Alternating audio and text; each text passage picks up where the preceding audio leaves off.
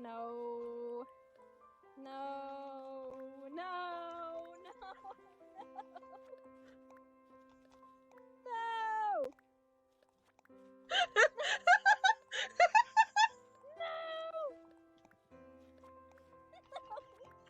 I'm literally dying right now.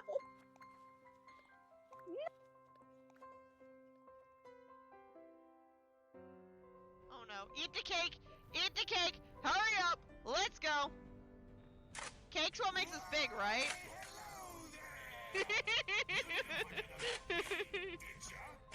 Don't tell me you forgot about me. Squish. We killed Charlie. Don't tell Corpse we killed Charlie.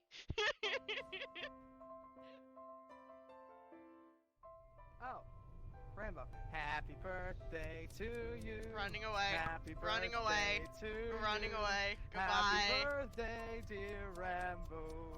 Happy birthday to you.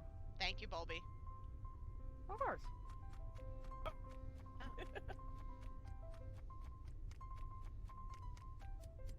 You are a walking second place medal.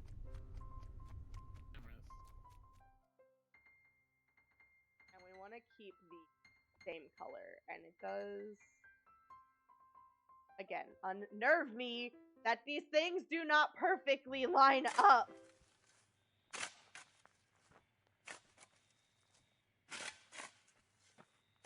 Ugh.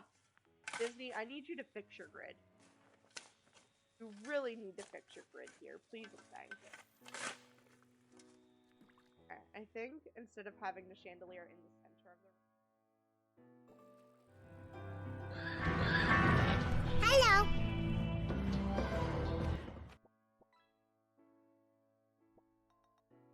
Hey, buddy. Here you go. Have a num-num.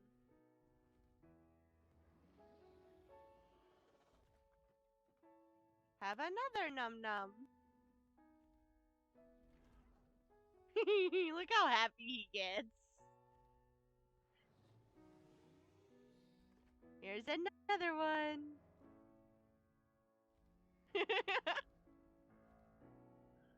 He changes colors because he's excited.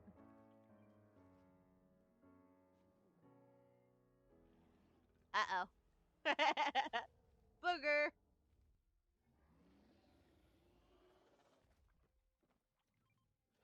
I've got 2 more for you. That one there that I just put down and 1 more.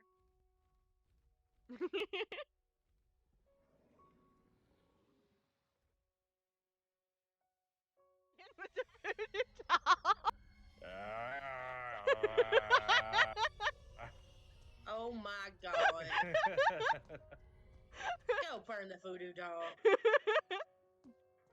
Alright, let's all 4 go in this time. No, First person goes in dies. I need a vacuum. She can't get all 4 of us. You can. It tells you the first person that goes in dies. Shut up, doll.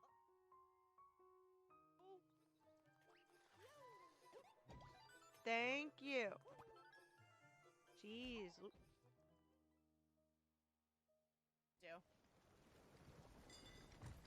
No! No! No! No! What's happening? No! My boat! Oh no! My boat! It's dead! My boat. My boat. It's dead! Oh no! Oh no! My boat! Somebody help me! I don't know where I am!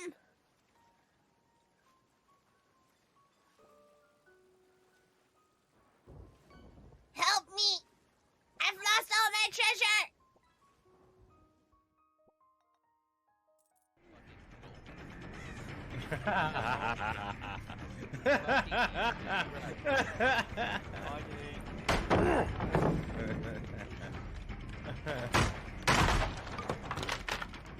Alright, so you see those scratch marks? telling you what direction he went. Oh, come If here. you follow those, you Come here. shouldn't have PR to find. Come here, Rainbow. Come here, where? Oh, hi. Well. Hi, Ichi.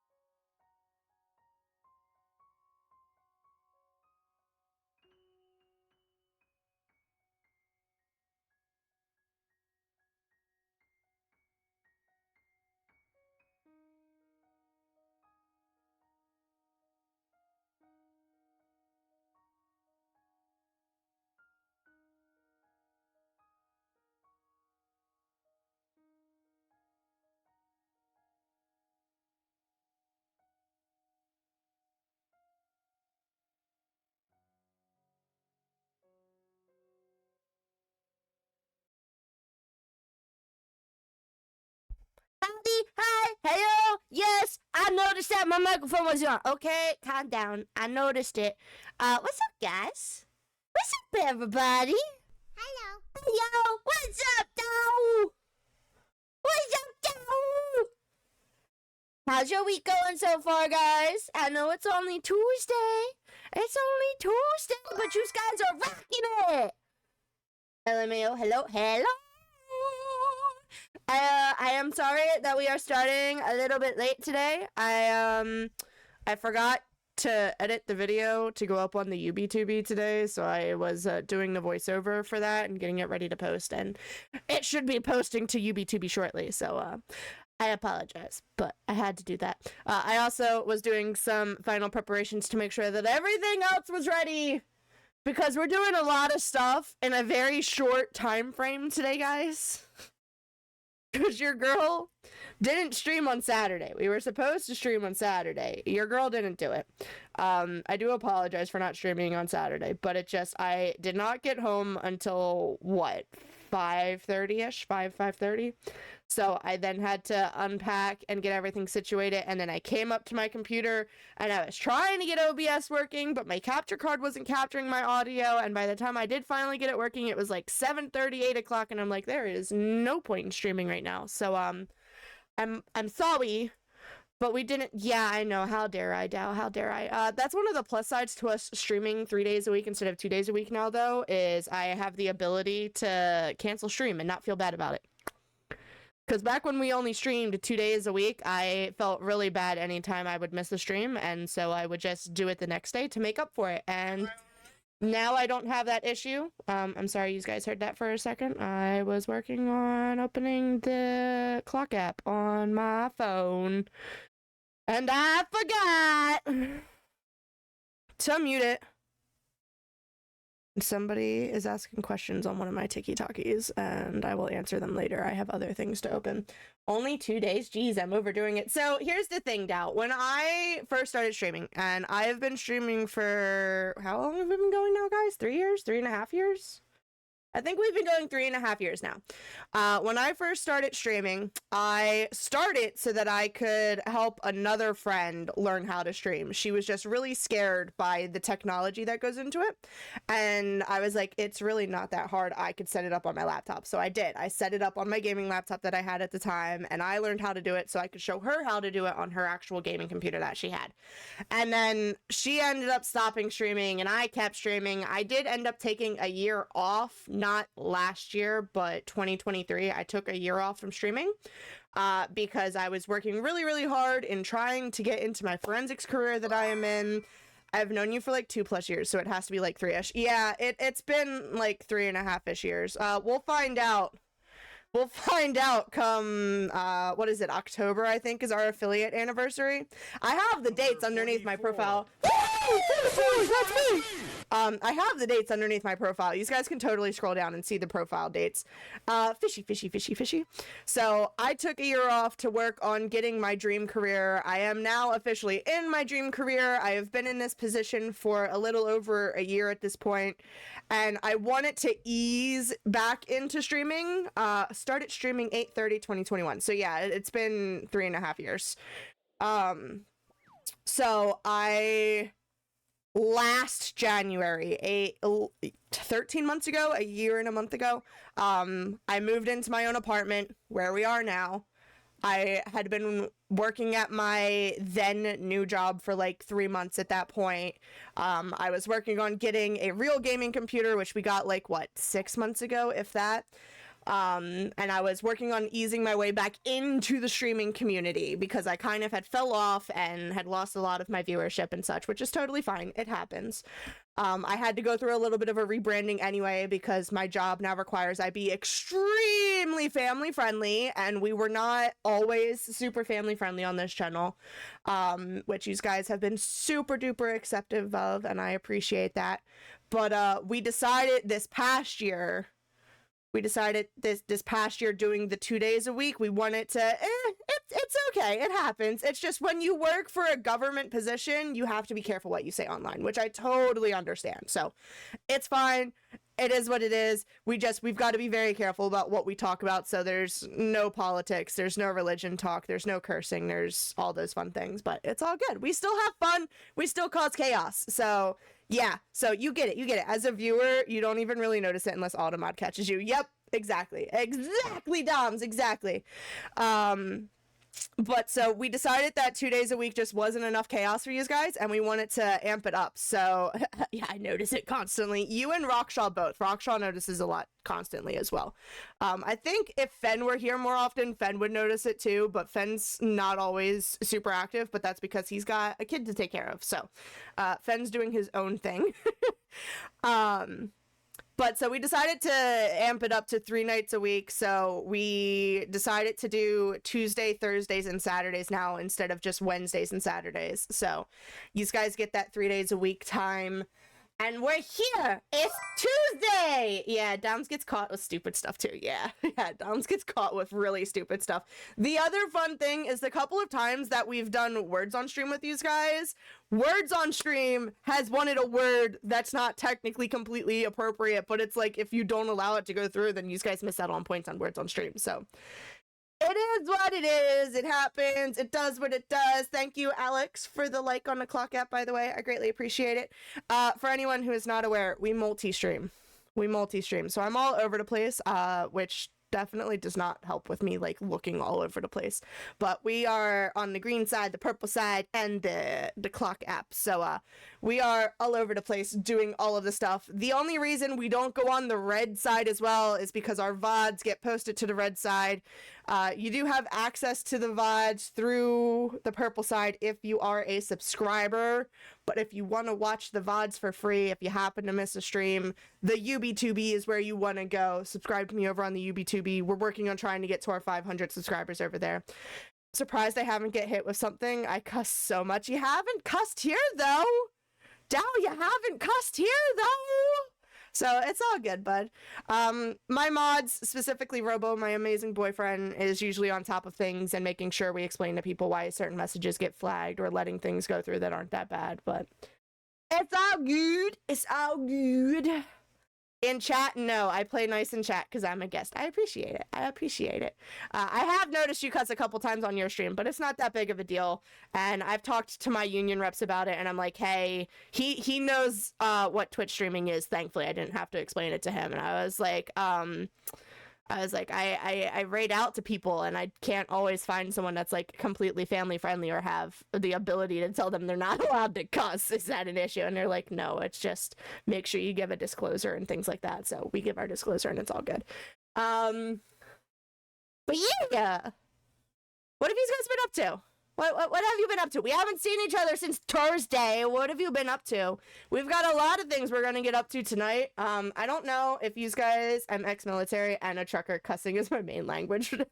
I used to have a channel redeem. Obviously it got taken away because it doesn't make sense anymore. But I used to have a channel redeem to like yell at me to stop cussing, because when we were doing Fortnite competitively, I would cuss a lot. A lot. The other thing that would get me cussing a lot is I used to play Animal Crossing all the time, and anytime I would have people over, like Willow, over to my island, they would put pitfalls all over the place. and I would constantly fall into the pitfalls and curse them out. So there's probably a number of clips on my channel that have cussing involved that I probably should get rid of, but I've got tons of others that don't have cussing, so I haven't bothered at this point. Other than Liar's Bar, I watched The Orville, and now I am watching Z Nation. My life is crazy interesting. It's so interesting, B-Doms. It's so interesting! Thank you. Appreciate it. I didn't even put makeup on today. I contemplated it, but I had other things to do. I found my wife's Minecraft base with bees. Speaking of Minecraft bases, by the way, B-Doms is gonna know the most about this. I finished digging out the basement.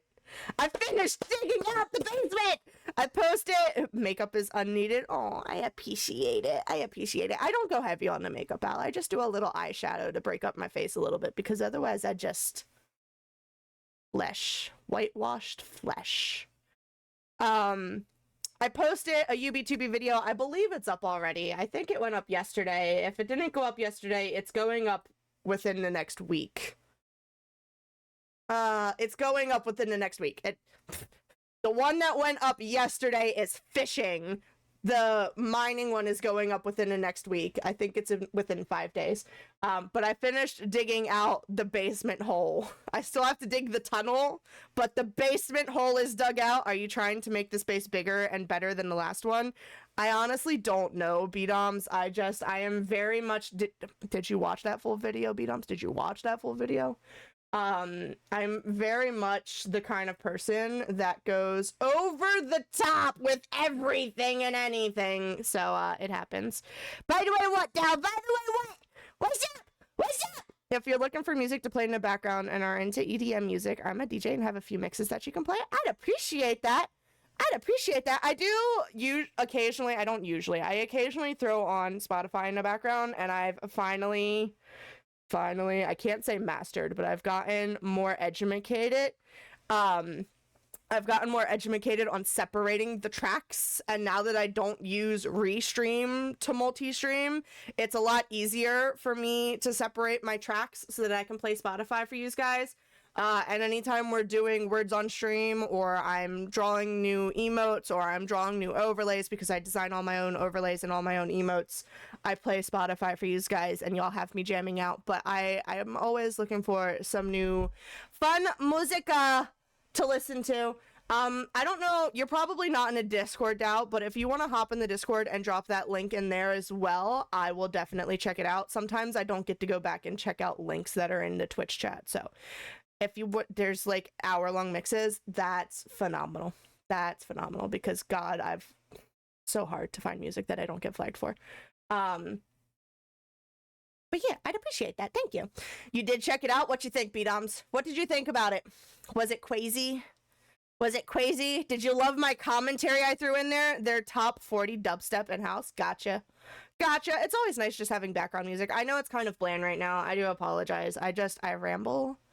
I do also usually have like the game audio going in the back, but here's the thing. The game is not the first thing we're doing today.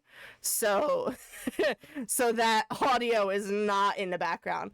The list of things we're doing today, those of y'all on the purple side should be able to see that we are currently in the just chatting category, or where's the Discord? If you do exclamation Discord, it should pop the link for you to be able to join. There should also be a thing down in my profile, but if you just do exclamation Discord, it should pop up in the chat for y'all. Yeah, there you go. And then I don't know where in the Discord for y'all. I think there's a music thing in the Discord. I think there's a music channel where you can share music. Yeah, so there's a channel called Tunes underneath Chit Chat. You can drop it into the Tunes channel. I had to double check. There's so much stuff in my Discord, and I'm slowly working on trying to get it back up and running. So, Chit Chat, Tunes. That had to take so long. The only build I have seen is a 12-person adventure map I worked on. You said it was you and a couple other people. Yeah, there was a couple other people on there. A lot of the bigger builds I did by myself. I did realize I have seen bigger is what I meant. No, it's all good. I have seen some pretty big ones too. I've realized at the end of recording that video, thank you, Dal, I appreciate it.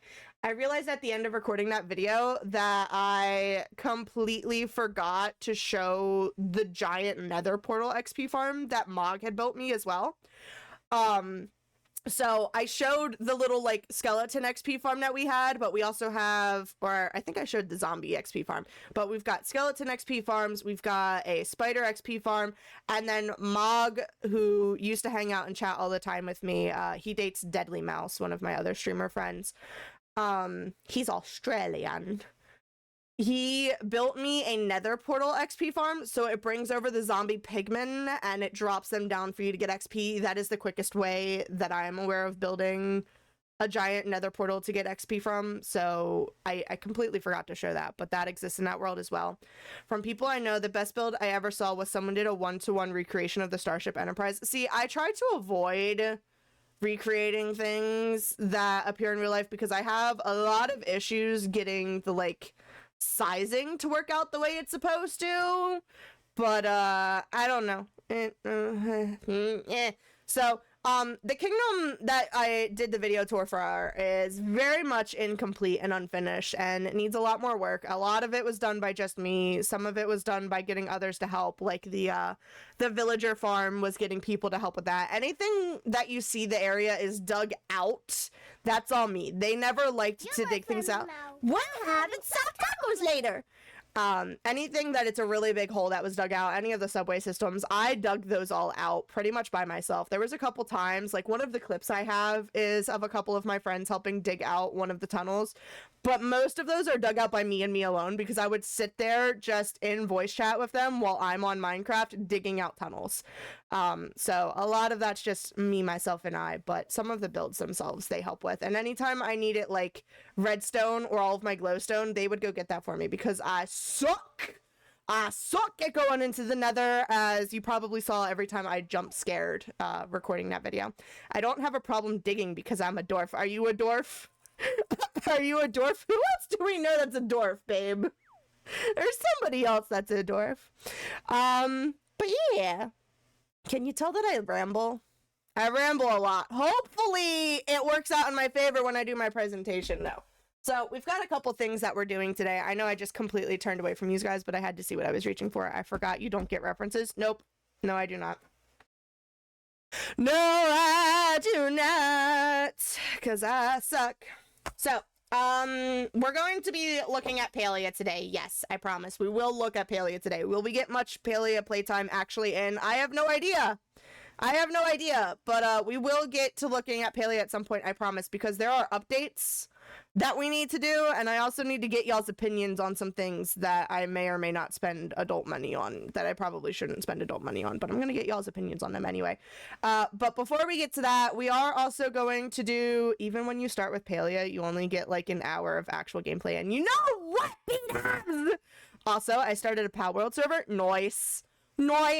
I started playing Pal World with my boyfriend, but we were having issues with connectivity because he's currently out on the West Coast and I'm on the East Coast. So, for whatever reason, the servers aren't good for either of us when we play. We started one. We did not get very far. But Pal World was fun for like 2 weeks, then I lost all interest. They did a major update to it recently. I didn't look into it that much, but they did a major update into it recently. There was also some stuff that came out with the lawsuit and whatnot. So, yeah, it's massive. Yeah, I don't know. We're also going to be doing my forensics presentation though for you guys. I was supposed to do it on Saturday. I did not do it on Saturday, obviously, but I have a presentation that I'm supposed to give at work. It was originally meant to be given at work tomorrow. However, it has been pushed indefinitely until we finish some other stuff that we need to get done before we are allowed to do our oral presentations. So I still have plenty of time to do any edits and add in the suggestions that y'all give me today. So we are going to be doing that as well. For anyone that did not already know, I am a forensic investigator or a crime scene analyst. My actual job title is forensic scientist, but it's a lot easier if you just say crime scene examiner or something like that. People understand that a lot better. So I am still technically in training. It is 2 years of training before you become a qualified examiner, but that doesn't negate my job title. But so is this something that you have watched enough crime shows you will understand the gist? So here's the thing. The part of these oral presentations is we need to be able to dumb it down enough as if we are explaining it to a jury who has not had any science background at all. So, not to call y'all dumb, but this is why I wanted to present to y'all, is to make sure that I dumb it down enough that I don't lose points. I'm also gonna like read you guys what my rubric is and everything for my grading, and then you guys can tell me, so I am way too overqualified. Oops. You dumb. People will know what you do if you say you're a CSI. Yeah, exactly. So I'm gonna read you guys like the rubrics that you guys can grade me on it if you want. You're also going to be welcome to ask me questions and things like that. I'm trying to make sure that it's between 15 to 25 minutes in length is what I've been told. You're supposed to aim for closer to 15, but if it needs to take a little bit longer, it can. I explained that I've got some interactive parts, and so it might take a little bit more than the 15 minutes, so I was told 15 to 25, but potentially so are Scadison and I. You watch way too many serial murder true crime stuff. It's an interesting topic, and it's something that I've gotten to experience personally. But before we get into the forensics presentation, I don't know if you guys are Pokemon fans or not. I assume for those of you who play Pal World that you are probably relatively decent Pokemon fans. I don't know if y'all know. I'm not at all. Nope. You're definitely not a Pokemon fan, B-Doms. Not at all. Not at all. I will stay as long as I can, starting my stream shortly, and nope, hate it. It's all good now. It's all good. I appreciate you stopping in for what you can. The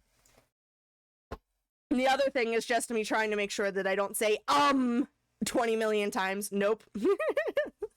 They're stupid heads. Oh, well, you're not gonna like what we're starting stream with then. I don't know if you guys have seen that, at least in America, there is a new want me to do an counter. I actually have an counter, I think, or an I don't know counter. I have some type of counter. You can't do it when I'm not presenting, though. It's when I'm presenting that I need to watch it, because I can lose points if I say it too many times. It's not in the rubric, but I was told that if we say too many times that we lose it. I have a counter app on my phone. Of course you do. Anyway, McDonald's is doing a new, I think it started a week ago officially, but they've been doing a new Happy Meal. I'm actually doing a randomized Nuzlocke on Platinum. Nice. For when I play MTG and whatnot. Fair enough, B-Doms. But they're doing a new Happy Meal thing, so I may or may not have gone a little crazy with my Happy Meals. May or may not have gone a little crazy with my Happy Meals. It started with 2, okay? It started with 2! It turned into 12! So, the issue was, I did it while I was shopping with my dad. And if I get one, he insists that he needs to get one, even if he's not keeping the toys. He's just, some of those cards are selling for hundreds. I've seen. I also didn't realize there's only 15 cards to collect. I don't know how to feel about getting them. See, do you see all of my things behind me? I'm a collector of randomness. I don't know if you've seen my Disney Doorables collection, but I've got Disney Doorables that I collect. I also used to work at Build-A-Bear, and it started out with like 2 or 3 Pokemon Build-A-Bears that I really enjoyed, and it's turned into so many more. I cannot even try to bring them over here to show you guys like I did with the Stitch Build-A-Bears. I have so many of them. One of the Build-A-Bears, one of the Pokemon Build-A-Bears is actually back there right now. I know, I keep turning away from the mic. I am so sorry. So sorry, Charlie. I keep turning away from the... No, the other way. So sorry. Do you see our little... Is it Lucario? Lucario? Question mark? Our little Pokemon friend back there. He was the latest release until, like, Ryalu. Thank you. That is him. Thank you, V-Doms. I'm dumb, okay? I'm dumb. He was the latest Pokemon release up to a little less than a week ago when they released a littler version. They released one of the puppies, and I'm currently undecided whether I need him or not. Because on the one hand, I want him for my collection because I've gotten just about every other Pokemon that I can. But you know what? I'm gonna have to... One of the puppies? Yeah, hold on. I'm gonna pull up the Build-A-Bear website. Hold on. We're gonna look at something real quick together, guys. We want to go over to this screen for a second. We're gonna go over here to this website real quick. And he should be, there he is. So Yamper is the new one that they just released recently. He's still currently an online exclusive, so he is not available in stores right now. There are a good 70 dog Pokemon. You know what, B-Dubs? You know what? So Yamper is the newest one that they've released for the Pokemon collection through Build-A-Bear. Are y'all ready to see the ones I have? Yamper may have been my 68th guess. Yeah, see, I don't think he's cute. He's not cute to me. So he's not like an absolute need in my collection, but he's still a need in my collection because of the fact that I have so many others. And there should be a picture. I should show you mine and my daughter's card collection. I just want the Pokemon ones. I literally just want the Pokemon characters. Go back to the Pokemon page that I was on, please. Excitedly you. Time for a quick break. Oh, it's ad time. Some of you guys are getting thrown into an ad. I am so sorry if you're getting thrown into an ad. I am not stopping my conversation for y'all, though. Sorry. I have big adult money and started living through her. Even when I didn't have big adult money, I was spending my money like I did have big adult money. I've got slightly better big adult money now. Also, I'm just now realizing just how bright this screen is and how much it's whitewashing me, so sorry. It doesn't help that I'm wearing a black shirt. The black shirt makes it worse. But so, I don't have Yamper yet, obviously. I have Mimikyu. I have the giant Charizard. Spent over 3,000 on buys cards and such. Yeah, when you look at the prices of these, you'll see how much I've spent on Build-A-Bears over the past, 2 years. Not even 2 years, guys. 1.5 years. 2 years. 2 years. Because I was at Build-A-Bear for a year and I'm at my current job for a year. So I don't have that one. I have Mimikyu. I have Giant Charizard. I have Railu. I have Dragonite. I have Cubone. I have Sprigatito. I have Eevee. I have one of the Pikachus, but I don't remember which one. There's 3 different versions of him in here. I have Fuecoco. I have Munchlax. I also have Snorlax, which we'll get to eventually. I have Grookey. I think I have this version of Pikachu, but I don't have that shirt, which I would love to have. I do have Bidoof. I do not have Scorbunny. That's one of the ones I need to get. I have Teddiursa. I have Sobble. Can I just go to that page with the collector's thing on the back? You know what else I might be able to do? I think they... Oh, wrong. No, that's the right keyboard, Rambo. That's the right keyboard. I don't know why I thought that was the wrong keyboard. Get Scorbunny over Yamper. So the issue is Scorbunny is not currently available in stores. You have to buy him online only. So they only have them... That is not what I wanted you to do, but okay. They only have certain friends in the stores at certain times. I keep telling them they should make a Pokemon-specific Build-A-Bear, but they have not made one yet. They do have a 3-story Build-A-Bear in New York City that supposedly has a lot of the Pokemon, but it's not a Pokemon-specific. Between Pokemon and Yu-Gi-Oh! And MTG, and adding in what my mom spent on me too, I am probably over 10,000 spent on cards. That doesn't even include sports. Good grief. So I've got Teddiursa, I've got Sobble. I do not have that shirt. That shirt's cute. I don't have that one either. I think I have that shirt. I definitely have that one. Show me more of the Pokemon. See, I just want to see the Pokemon list. List of Build-A-Bear Pokemon. I literally just want to see the list. See, that doesn't look like the full list, though. Yeah, that is definitely not the most updated list. It's relatively updated, but it's not the most updated. So, can I make this image bigger? A little bit. Not super big, but a little bit bigger. How about if I zoom it? Does zooming it work? No. Zooming it does not make a difference for you guys. That worked! Alright, so, I've got Pikachu. I've got Eevee. I have Charmander. I have Squirtle. I do not have Meowth, so I'm missing one. I have Vulpix. I have Bulbasaur. I do not have Jigglypuff. I did not get the Alolan Vulpix. I did not get Piplup. I did not get Psyduck. I don't have Snubbull. I do have Snorlax. Regular size, though, not Jumbo. I do not have Pichu. Do I have Flareon? I think I have Flareon, but I'm missing Jolteon. I am missing Vaporeon. I do have Dragonite. I am missing Mew. I have Espeon. I am missing Scorbunny. I have Umbreon. I have Gengar. I believe I have Glaceon, but I could be wrong on that. I do have Leafeon. I have Grookey, Teddiursa, Sylveon, Growlithe, Sobble, and then they have a lot that aren't included on this list that I do also have. So what game is this? This is Build-A-Bear. This is Build-A-Bear's Pokemon list, but this list is not the most up-to-date. This list is not the most up-to-date. It's how to separate money from your pocket game, Al. This is very true. This is very true. But so I do have a number of them. So when I started working at Build-A-Bear was when they were working on coming out with Mew.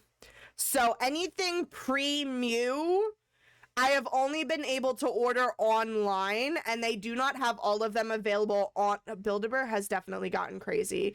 Have you seen Build-A-Bear After Dark?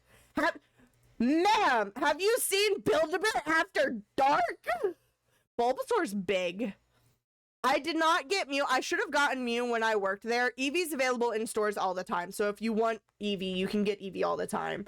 Bulbasaur's a big boy. He's a big boy. He requires a lot of stuffing. But so, Al, there's Build-A-Bear, but then there's the Bear Cave.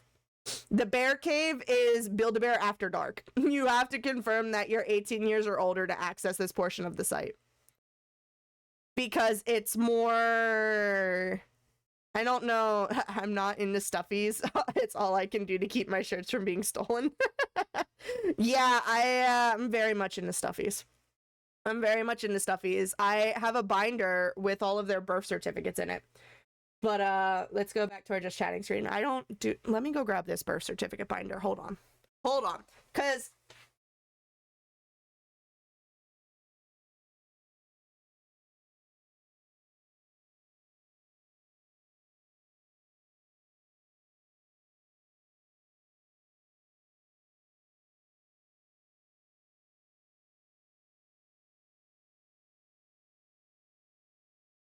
the Pokemon Build-A-Bears are not my only Build-A-Bears, okay? I don't even have my kids' birth certificates. So I don't have my first ever Build-A-Bears birth certificate. I have it somewhere, but I don't have it on me right now. I got my first ever Build-A-Bear when I was in Girl Scouts. And I definitely do not have that just sitting around. I still have the friend. I still have the clothes that came with it. But I don't have the birth certificate just chilling. I'm also just now realizing I forgot to open an application on my computer. There's a reason something is not working on the Tiki-Taki. It's because I forgot to open an application, and hopefully this is going to fix it. Keyword hopefully. I don't know if it actually is. Yes, it fixed it. Woohoo! Raffle! You guys can do exclamation join to join in on the raffle. Those points are going to be very helpful in the next coming days. But so I have this wonderful binder that I made here. It's a 1-inch binder. It is the Bestest Bear birth certificate binder. I did that part myself. I do have a couple new birth certificates that I need to add into the binder. I do have sheet protectors off on the side, but I have some new birth certificates in here. These are all of my Build-A-Bears, guys. These are all of my Build-A-Bears. The last time I counted, it was over 50. It was over 50. So the first Build-A-Bear birth certificate that's in here is from 2021. It is for my Eevee, who I named Max. But then after then, they just slowly start getting closer and closer in date of when I bought them. Okay, note to self, do the fish command, then redeem. Robo 1! But so let's count how many of these we have. Okay, there is 1, 2, 3, 4, 5, 6, 7, 8 that need sheep protectors before they get put in here. I do also have Build-A-Bear did recently a collab with the International Star Registry. I'm covering up mine and my boyfriend's real names because I put our real names on here. But so when you bought their Star Bear accessory, there was a little star wristlet that you could buy, and you could just get the Star Bear too, which I totally bought the Star Bear as well. But they collabed with the International Star Registry to let everyone name their own stars.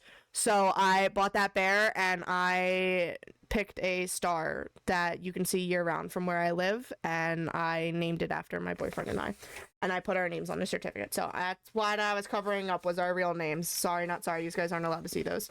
Y'all know my real name is Samantha. I don't care about that, but Robo may or may not want his real name out there, and I don't want to put him in that position, so you're SOL. But I forget how many I counted just now. It was like 8 or something like that. Sambo? No.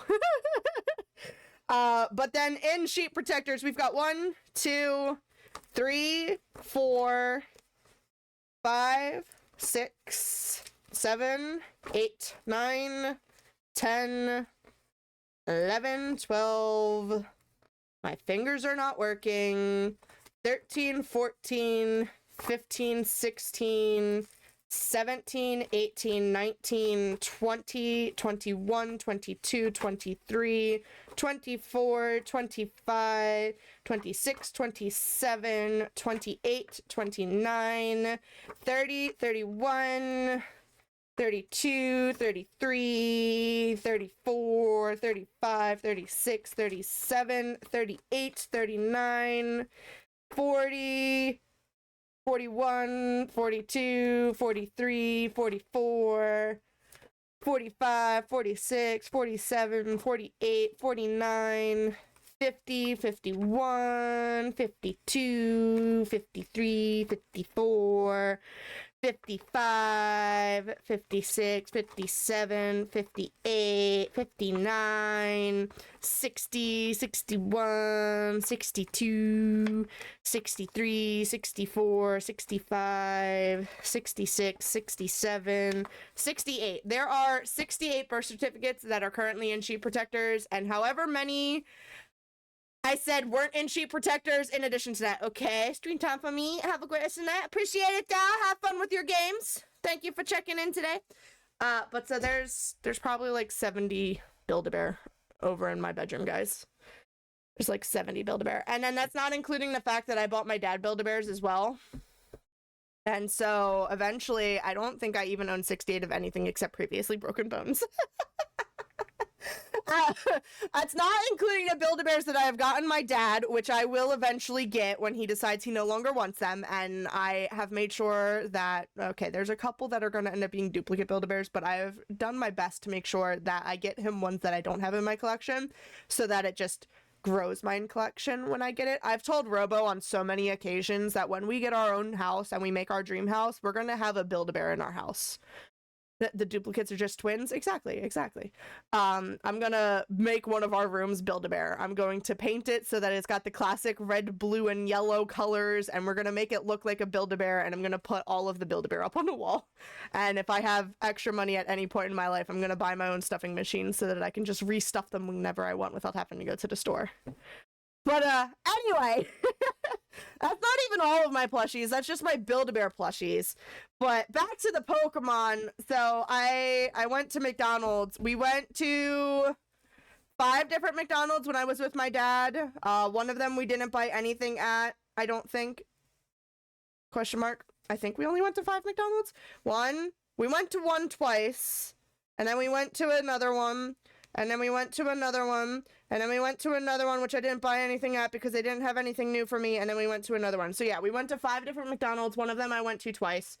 And one of them I didn't buy anything at. Do they have a limit on how many you can get? I have no idea. I only bought 2 on each one, but each McDonald's only had 2 different packs. So every McDonald's had each of the different Happy Meal boxes. So there are 4 different Happy Meal boxes. I have 2 of the Dragonite and Pikachu Happy Meal boxes. And then I've got 3... I don't know why I'm talking with my head behind a microphone. May go get some this week. I've got a funny story about that. I've got 3 of the Charizard Happy Meal boxes. Uno, dos, tres. And then I've got, I think it's 3 as well of this one. I've got 3 of the Rayquaza Happy Meal box. Uno, dos, tres. And then I've got 4 of this guy, which is like Rising Moon or something like that. Question mark? I don't know. It's something moon. So I've got 4 of his. He was the one that I originally got, so I stopped at McDonald's on my way home from the dentist last week. It's technically Rayquaza. Wait, but I prefer the way you say it. Rayquaza? I said Rayquaza. I don't know. I'm sorry. I originally started with just getting these 2 when I went to McDonald's. Quay doesn't sound right. Yeah, I have no idea. After going to the dentist because they ended up not charging me a copay, so I had $20 in my pocket, and I was like, okay, well, I'm gonna go spend 10 of that on Happy Meals. So I got 2 that night, and then I did these ones while I was shopping with my dad. FYI, so the hamburger or cheeseburger Happy Meal is the cheapest version of the Happy Meal you can get. It depends, B-Doms. I'm about to get into that. So the cheeseburger Happy Meal is the cheapest version you can get, and you can switch out the apple slices for an extra side of fries if you would rather have extra fries instead of apple slices. And then you can make the drink whatever you want. It doesn't have to be milk or water. You can have sweet tea, but it's going to be like a super small sweet tea. Realistically, you're paying for the toy when you get the Happy Meal. You can technically buy the toys separately, but at that point, I'm just buying the Happy Meal. So the cheapest McDonald's I went to charged me a total of $9.75 for 2 cheeseburger Happy Meals. After tax, 2 cheeseburger Happy Meals, $9.75. The most expensive McDonald's I went to charged me $13.33 for the same exact thing. 2 cheeseburger Happy Meals. That is a $4 difference. A $4 difference. I'm looking at the Apple 4 tax. It's $6.39 here. Yeah, so the fun thing about McDonald's, and each McDonald's had slightly different prices on the same exact thing. The thing with McDonald's is it is a franchise. So corporate sets a minimum price that you must charge so that they make their money off of it and you make a little bit of money off of it. But they allow you to increase the price because it is your franchise that you bought into. So some of the McDonald's can increase their prices. And then if you try and order through like Uber Eats or if you order through Grubhub, they are also going to inflate that price because they are also allowed to do that. So you have to be careful where you're going and who you're ordering from. Don't stop at the rest stop McDonald's. It's like 2 times the price. Exactly. So the one McDonald's I went to, because it was the only McDonald's in my area that had box number 4. It is the only McDonald's that had box number 4 in their inventory. It is right in the middle of all of our car lot store place things. So they charge an arm and a leg for their McDonald's because they know that the parents are going to stop at McDonald's to get their kids things while they are shopping for a new car. But all of the other McDonald's I went to only had boxes 1, 3, or 2. And technically only 2 of them actually had box number 2. That was the one that I got them at and the store that had number 4. Most of the other stores only had boxes 1 and 3. As what they told me, they claim that they'll be getting the other boxes within the coming weeks. However, I don't want them to sell out. So, because Charizard is the most collected Pokemon of all time, it's a possibility. So, there are 4 different boxes here. and we are going to go through them. Each of these boxes comes with a poster, stickers, and a pack of cards. You need to collect all 4 different boxes if you want all 4 of the different posters. But your cards that you can get, I bet the people that work there got them. It's also a possibility. The cards that you get are always going to be randomized. So, I did technically already open 2 of the number 1 boxes. I made a tiki-talkie video of it, and I posted it. So if you want to see me struggling to open it with one hand while trying to film myself opening it, you are more than welcome to do so. So, in the box number 1s, and I am not going to go through the process of putting all of the stickers on all of these, okay? I'm not doing that tonight. We will be opening all of the card packs, though, and I will show you guys all of the posters that come in them. Box number 1 comes with a poster that has Pikachu, Dragonite, and I don't know that guy's name. Okay, so that's what's on the one side of the poster. Drampa, okay, you would know better than me, B-Doms. And then the other side is the side that you add the stickers onto. So it comes with little blank spaces that you can add the stickers onto, and you get sheets of stickers. Now, I did already put stickers onto one of these posters. Okay, so I will show you what it looks like with the stickers on. It literally just fills it in and makes it look like a full poster. Yes, some of my stickers are not perfectly straight, so you can see a couple of the white lines, but that is what it looks like with the stickers on. And then it's kind of a pain in the butt to fold back up once you get the stickers on, because some of the stickers go onto creases. But that was the first 2 boxes that I opened up when I went to the dentist appointment, because I did not feel like waiting for y'all. Y'all are lucky enough that I waited this long to open these other boxes with you. Let's be honest. And these are the cards that I got in those first 2 boxes. And no, I am not a professional Pokemon card collector. No, I am not a professional Pokemon card opener. So, all of those fancy videos where people shuffle them and do certain things with them, you are not going to see me doing that. I'm just going to open them and I'm going to show you things. Oh, his name is Roaring Moon. So, I've got, now hopefully the camera's going to focus, which I doubt it's going to. I was really hoping it would focus for this. I was hoping, but it's not looking like it's going to. So we've got Roaring Moon. I was hoping I could, like, get it to focus and then it would stay focused. You've got Quagsire, something like that. Oh, it's almost kind of focused. And then you've got Jigglypuff. But when you pull it further away, it's almost readable. There you go. I'll pull it further away. There's Jigglypuff. It's supposed to technically focus. There's Charizard. So I've got Charizard. And then, so each pack comes with 4 cards. So this would be the second pack of cards that I got. You've got the Hydreigon. I have no idea. You've got, I'm sorry, I'm waiting for the lag thing that I'm looking at. You've got Hatenna. Question mark. You're all going to hear me butcher these names so horribly. You've got Eevee. That's one that I've got. Okay, I know Eevee. And then you've got Rayquaza, which apparently B-Doms prefers my pronunciation of Rayquaza's name. So those are the 8 cards that I got from the 2 that I already opened. You almost got it. Hydreigon. Hydreigon? I don't know. The things with the stuff. You know what this is? You know what this is? This is me eating those Pop Rocks all over again. Except for these ones have names on them, so I can't mess them up. This is literally me eating those Pop Rock things again. But so we are going to open these. I've got a lot of boxes here. We've got, what, 10 boxes here for me to open. Again, I'm not putting the stickers on all of the posters, but I will open up the cards and show you guys the cards. There's only 15 cards, but you get that many in a pack. You get 4 in a pack. You get 4 cards in a pack, and there are supposedly only 15 to collect.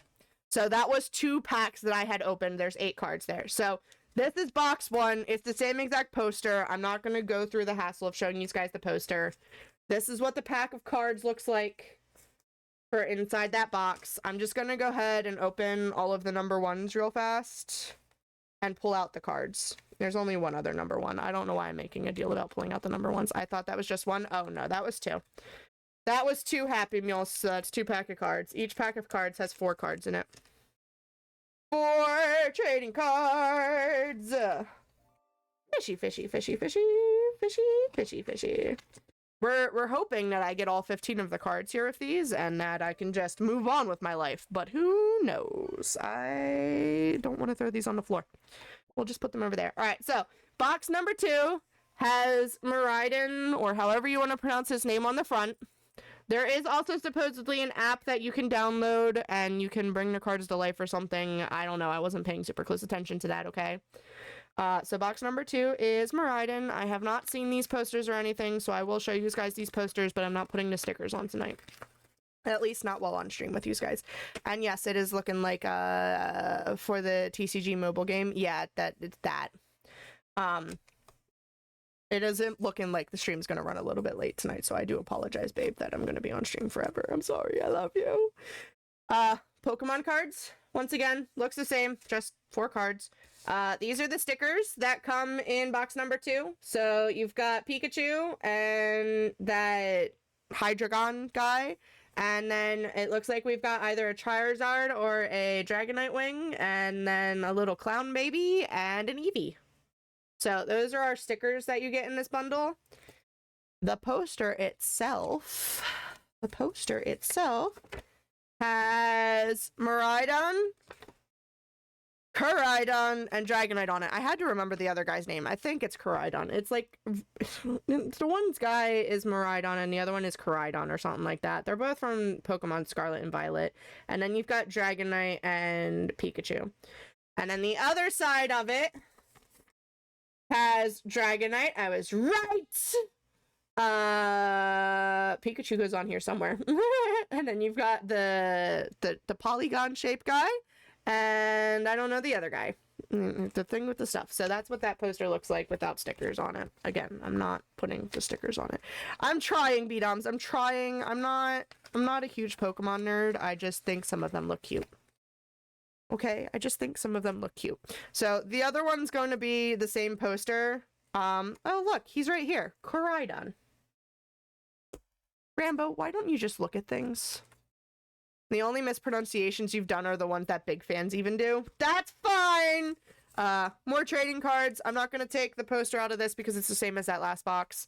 We will, however, take the poster out of this one. So, I've got technically 4 boxes of box 1 because I got 2 the first time I bought them. I've got 2 boxes of box 2, 4 boxes of box 3, and 2 boxes of box 4. So, I don't know. I just wanted to make sure I got at least one of every box, okay? I wanted the posters. Eventually, at some point in my life, I'm going to buy picture frames, and we're going to put the posters into the picture frames and hang them up in our little nerd geek lair. Alright, cards, once again. Fun little cards. We're going to look at the poster and stickers for this one real quick. So, we've got... I believe these are parts of Rayquaza. And then you've got that guy's face again. The polygon shaped guy, and then I don't know, but this guy was on the first poster. So you got the green things are what I'm assuming are part of Rayquaza, and then you've got the polygon shaped guy's face, and then something else. I don't know. Things with the stuff. I hope you know I'm just going to call him Polygon Guy the rest of eternity. So this one has Pikachu, Miraidon, and Koraidon on it again.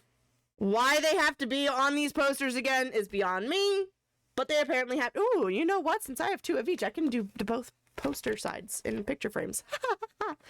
I knew having 2 was logical. And then this is the back side of it where the stickers go. So yeah, you've got, now I'm gonna blank on his name. The thing with the stuff, Rayquaza in there, and then you've got the polygon-shaped guy up here, and then the other guy's over on the other side. It's like Dreepy or something like that for this guy. I don't know.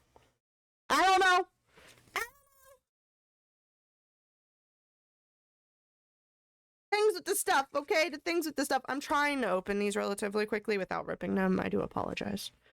We've got 3 more boxes of this box number 3 though, so I'm just going to pull out their cards because all of their posters should be the same. So, cards. P-Doms is over there like, girl, you kill me with your mispronunciations. I'm sorry. Fishy, fishy, fishy. Cards. No! I ripped this box a little bit. I was trying not to rip the boxes, but let's be fair. I've got 4 of this box. I think it's okay if I rip one of them. I was looking into if you gotta order them special on the app. What do you mean order them special on the app? You just select which toy you want. The thing is, if you order on the app, you're not going to be able to tell them which number you want. I literally walked into the stores to tell them to check their inventory and tell me which numbers they had so I could get their numbers. I learned after the second McDonald's I went to where they just gave me random things. If you order on the app, you get bonus stuff for the game. You get it here too. The back of it gives you the information. There's a QR code on the back. It gives you the information for the TCG game. I don't know if there's more bonus stuff on the app, but you do get the TCG stuff on here as well. All right, so this is box number 4. So this is going to be a different poster. We'll look at the stickers first, I guess. You got to get a bonus pack. Ooh, funsies. So it looks like we've got pieces of Eevee. We've got another Pikachu. We've got another one of those little clown babies and either a Dragonite or a Charizard wing. And then the one guy that I don't know his name for. So those are our stickers. Those are our stickers. It lets you open in-game packs faster and whatnot. Ah, funsies. Funsies. I can't get the poster to open. All right, so we've got the guy whose name I can never remember. Charizard and Pikachu. You know, they really could have put different Pokemon on these. Why did we keep reusing the same Pokemon on these? And then the backside has Eevee, Jigglypuff, who is missing an eyeball, Dragonite, Pikachu, and that little clown baby. Ooh, time for a quick nap. Don't go anywhere. It is also apparently ad time in the chat, so make sure you guys do exclamation join to get in on the raffle that's going. Get yourself some extra blood droplets while you have the time. You're gonna want them. You guys have, what, 3 days until February, and February is gonna start our giveaway, so you're still gonna be able to earn blood droplets during the month, but you guys can also earn some extras now before we do it, so... Fun stuff, guys. Fun stuff. I don't know why I fully closed that box. I did not fully close any of the other box. Oh, and then, of course, that box came with cards as well. And then I'm just going to take the cards out of this box. And this is the last box I have to open. Can y'all believe that we've been just chitty-chatting for an hour at this point, guys? So, deck your cards. So, we've got all of these lovely card packs to open. We're going to open... all of these card packs. That was a horrible rendition. I hope you guys know, I do also technically have our 3 Happy Meals too much for one person to eat at once. No. No. No. Which version are you ordering? Are you ordering the cheeseburger version or the nugget version? And if you're ordering the nugget version, are you ordering the 4-piece or the 6-piece? You do pay extra for the 6-piece chicken nugget, but if you're ordering 3, you may as well just get the 4-piece chicken nugget. Unless you're getting the burger, then just get the burger. Or you could always get 2 burgers and a chicken nugget, or a burger and 2 chicken nuggets. Take your pick. I would, however, suggest if you are doing 3 Happy Meals, don't do the extra fry in place of the apple slices. Just get the apple slices. I did also find out that the apple slice packaging is also Pokemon themed. I'm a little bit disappointed in myself that I didn't get at least 1 pack of apple slices, but get the apple slices if you're ordering 3 Happy Meals, because 3 things of fries is just not going to be fun to eat by yourself, and those fries are not good reheated. So get the apple slices. Get yourself a little healthy addition to your Happy Meals that you're going to have. I want to check and see if there's any way to, like, tell these things apart real quick. I don't think there is. I think all of the packaging is pretty universal, but as someone who has opened mystery packaging before, I like to make sure that I would give my mom most of the fries. I'm not a big fry guy. Fair enough. I enjoy McDonald's French fries, but that's a lot of French fries to eat at once, and again, they're not good reheated.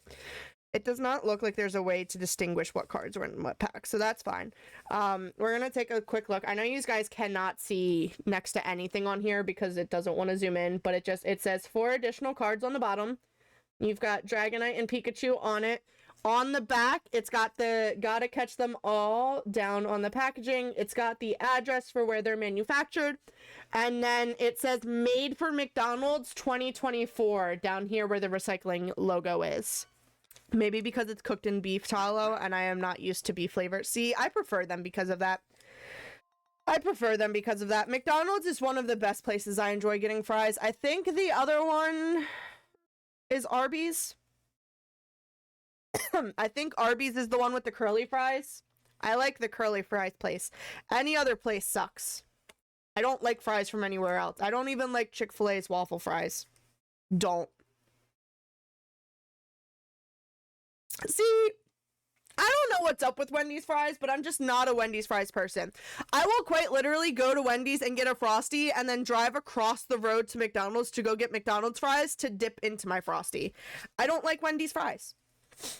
The only good thing at Wendy's is their Frosty and their Baconator. I enjoy their breakfast Baconator. Even their like Frosty Chino coffee drink that they sell in the morning is meh. Well, for me, McDonald's and Wendy's are a good 15 minutes away. Yeah, so obviously I've got like 5 different McDonald's around me. And then I've got 3 different Wendy's, but one of the Wendy's is literally across the street from McDonald's. And then we've got 2 Burger Kings. 2 Burger Kings, I think. Where else do we have? Oh, we actually have 6 McDonald's because there's a McDonald's that I didn't hit. Wendy's coffee is disgusting. So their Frosty Chino coffee is not horrible, but only because they use the Frosty mix to make it. But it's also just meh. It's meh. It's not bad, but it's not great. I have to go almost 2 full towns over just to get Wendy's. That's because you're in the middle of nowhere, B-Doms. I'm sorry. I live in the city, okay? I live in the city. And honestly, I'm not even talking about all of the fast food chains in the city. I'm talking the ones out in the suburbs by my parents. My town is half the size of Boston. Yeah, wow. All right, are you ready to open some of these packs of cards and see what kinds of cards we've got? We've got a lot of cards here, guys. I do kind of want to take a picture real quick for the gram. I want to take a picture for the gram real quick. I think we should be able to do this. Never. Well, too bad. We're going to open them anyway. I wish I was opening them. I wish you could open them for me because I am going to suck at this. I'm also sucking at trying to fan these out for a picture. I'm trying to fan them out for a picture because I can also use this for the thumbnail that I've been slacking at making thumbnails lately. So we're just going to pose with our fanned out cards for half of a second. So that I can take a screenshot afterwards. Okay? Does that look good? Do we love that? I love that. Okay, good enough. Whoop! Alright. Pick a number 1 through 10, B-Doms. Which pack of cards do we open first? The only way you can open packs wrong is if you are rough on the cards. Pack number 7. Alright, are we going... We're going left to right 7. So 1, 2, 3, 4, 5, 6, 7. That is pack number 7. I try not to be rough with them. I pull the back. This is how I open my decks of cards, okay? This is how I can see the first guy. Oh, it's a shiny card. Okay, again, I'm not one of those fancy people who, like, shuffles them for you guys or anything. So the one on the top is the shiny card, and then the other 3 are the plain. I guess I will move that guy to the back. I open them like I'm doing surgery. Sometimes I wish I was smart enough to do that so that I could keep one of these packs, but honestly, I think that'll look fine in the frame. I think it's fine. Alright, so I moved the shiny one to the back. I know who it is, but I moved it to the back. We've already got a duplicate, so this is Rayquaza. I have Rayquaza already, so that is a duplicate guy. And then we've got Jigglypuff, which I believe is also a duplicate. I was not paying super close attention to the other. Ray! That makes me think of Tiana. Princess Tiana from Princess and the Frog. Yeah, so we've got Jigglypuff again. And then we've got another Quagmire. And then we've got Dragonite. And I think Dragonite is the only new one out of this pack. I don't recall having Dragonite. I'm going to pull out the other cards. I don't know why I bothered putting them away. I sincerely do not know why I put these guys away. I think Dragonite is the only new guy. Yeah, so Dragonite is the only new guy that we got. But that's fine. I'm not mad about it. At least we got one new guy. And I'm going to be honest with you. I'm probably gonna do that little painting trend on these. Y'all can hate me for it. Y'all can hate me for it. Something fierce if you want to. I think I'm gonna try and do that painting trend on these, where you extend the background and turn it into like a full thing. Just so y'all know. I'm gonna add Dragonite to the other pile of cards because these are the one of everything, and then this is our pile of duplicates. Okay? Okay. Alright, next up, don't do that for the hollows if you want them as an actual collection. Yeah, I probably wouldn't for the hollows, just the ones that are yellow. I hope you know, I do also have a bunch of Build-A-Bear Pikachu ones. Hold up.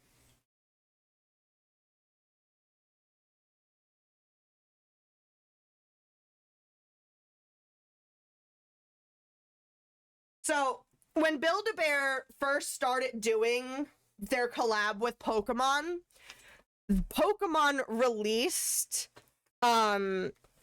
special cards for Build-A-Bear to hand out with their stuffed animals. And I found these when I started working at my Build-A-Bear, and they told me to throw them away. They got thrown away into my pocket. My manager said it was fine. Okay. They're technically supposed to get handed out with customers when they buy them. They did also release them for Eevee as well, but my store did not get the ones for Eevee. I'd have thrown them away in my pocket too. See? Exactly. So I've got, they are all the same exact card, okay? They are all the same exact card. They are brand new, still in wrapper. Pikachu. But if you notice down in the corner over here, it's got the Build-A-Bear logo. It's Build-A-Bear Workshop's logo down in the corner because these were specially made to be handed out at Build-A-Bear. So every single one of these cards is exactly the same. I am going to keep one of them in the packaging forever like this because I think it is absolutely phenomenal. I do want to take one of them and I want to extend the background and paint it, but the rest of them, I kind of want to do that trend where you cut it out and make it three-dimensional. Yes, I know, I want to hop on trends. I'm sorry, not sorry. I want to kind of cut them out and make them three-dimensional so it pops out. I thought that would be awesome. The issue is I don't trust myself enough to do that. So I need Robo to come do it for me. But do you see how many of these guys there are? It was like a brand new box. It was like a brand new box of them. Because someone, when they first got them, and I think there was technically a second box. I think my manager took one of them. I need you to cut things out, babe. I need you to cut things out. But, see, look, it says one Pokemon card with each Pikachu purchase. Purchase. I think my manager took a box as well, because I think there was 2 boxes that I found. And I got one of them, and he took the other. I don't know when these are originally from. I think they're from, like, 2018 or something like that. Those sell for, like, $10 each, and if you have a PSA 10, it's almost $100. Well, see, doesn't it cost to get them rated, though? Doesn't it cost to get them rated, though? So I don't know if it's really worth it to get them rated. I don't know. We can look into it. It might be a nice way to make some money, though. Who knows? Robo can figure that out for me. I'm obviously keeping at least one of them, though. Because I have to. Alright, babe. Are you listening? Are you listening, babe? I need you to pick a number 1 through 9. There are 9 decks of cards. We're going to start over here as number 1, and over here is number 9, 1 through 9. Which pack are we opening? You get to pick. Or if Al's in chat, Al can chat. 5? Alright, 1, 2, 3, 4, 5. Pack number 5. Let's see if we can get another good one. I should like rip it near the microphone. I don't know if these guys can actually hear that or not. Oh, right off the bat I can see a duplicate. We've got a duplicate hollow. I'm not gonna hide it because it's a duplicate. So I was trying, okay? I was trying. The hollow's a duplicate. We got another Dragonite, but he's very cute. He's very cute. And then we've got another Rayquaza. I swear to God, if we get nothing but duplicates, I'm gonna be a little bit mad. And then we've got another Eevee, so Eevee's also a duplicate. And then I think Clown Baby's also a duplicate. Why does that Dragonite look different than the other one? I don't know. Would you like me to hold them up side by side? They look pretty similar to me. They look pretty similar to me. It could just be the lighting, depending on how I'm holding them. Yeah, it may have just been the angle. The one on the left was sparkling more, so maybe that's it. Yeah, it's probably just the angle I was holding them at. Is the clown baby a duplicate? No, the clown baby is not a duplicate. Nope, clown baby is a duplicate. There it goes. It was just stuck underneath one of the other ones. Clown baby is a duplicate. So that pack was complete duplicates. It looks like a clown! You cannot tell me she is not a clown! That's clown baby! Clown baby's a duplicate, though. Alright, that's 2 packs down, 8 to go! Anyone else hanging out in chat that wants to pick a number 1 through 8? Anyone in chat want to pick a number 1 through 8? First number I see will be the next pack we open. 1, 2, 8, 7. All right, 7 it is. I'm not even going to count because 7's an easy one to grab. Didn't you say 7 last time too?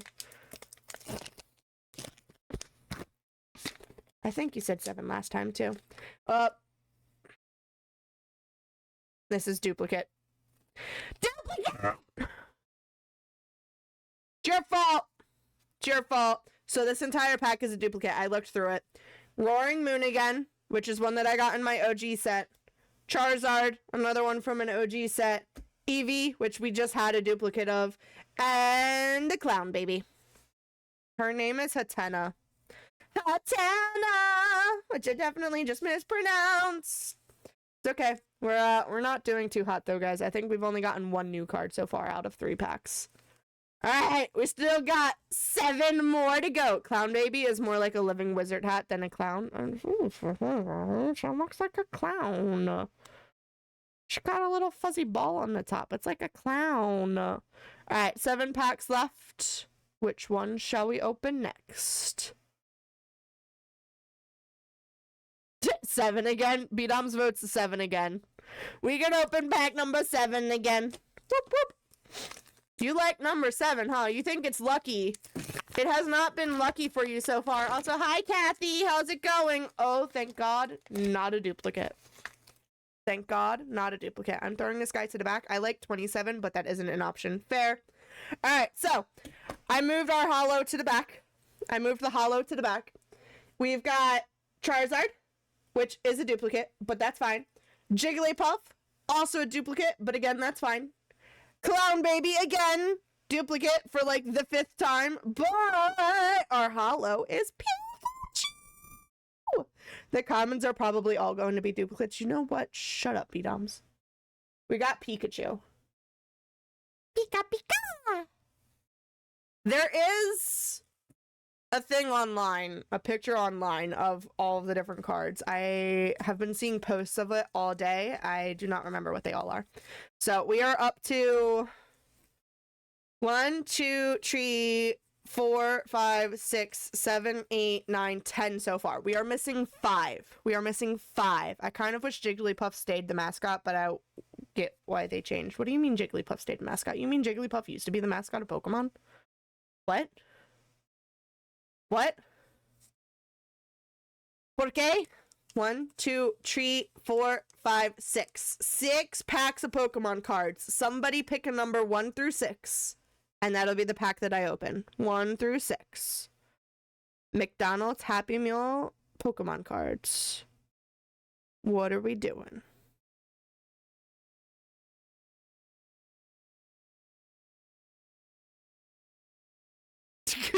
Seven is not an option. 2, we can do 2. This one over here is number 2. Alright, pack number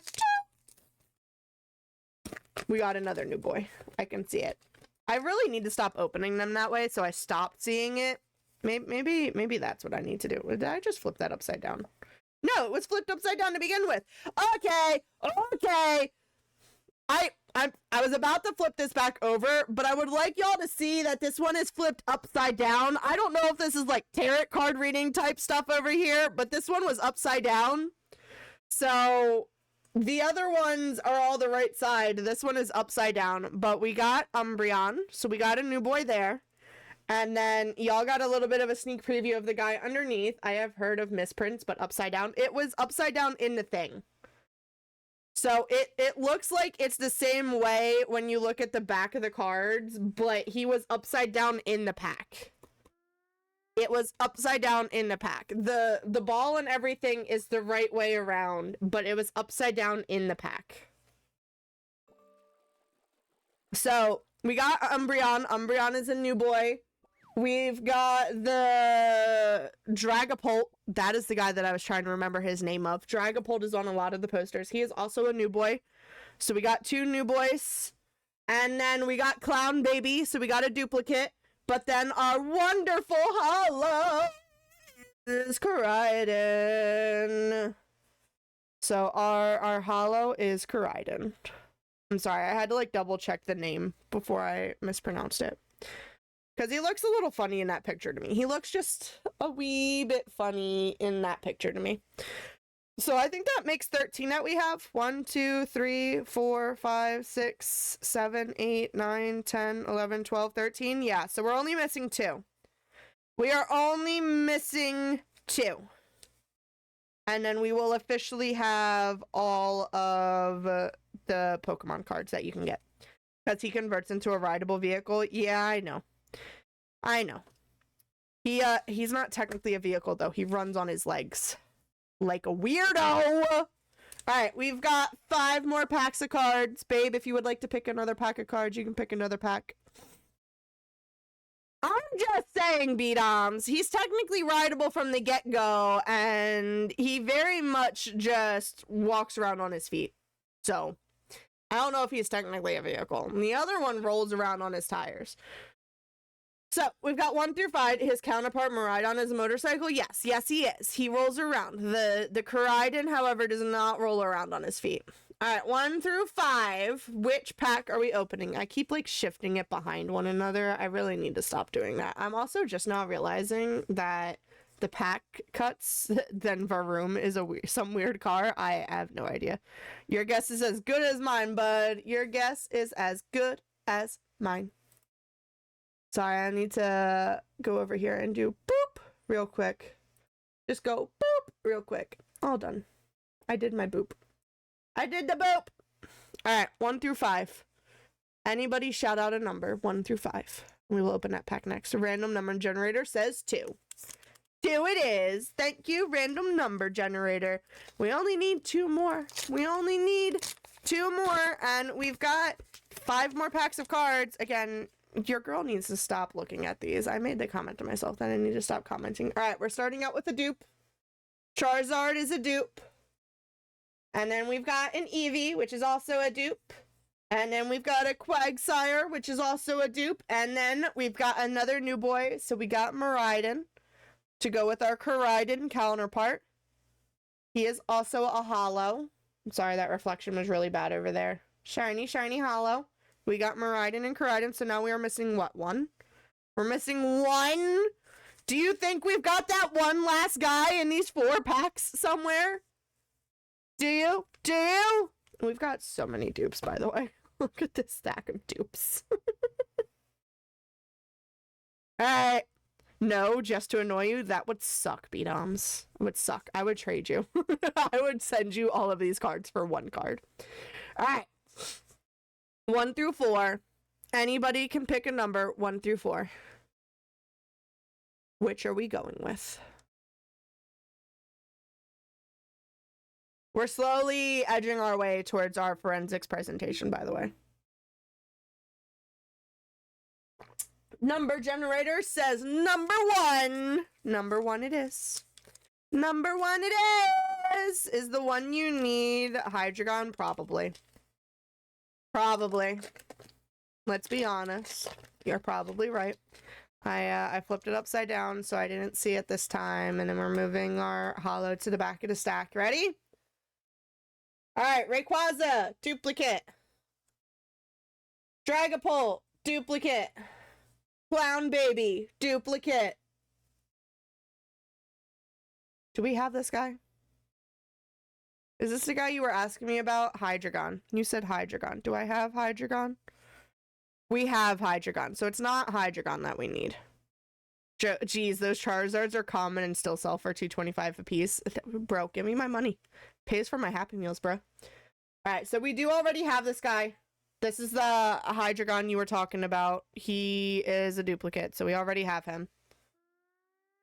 We have him. Oh, then do you need Drampa? I think we have Drampa.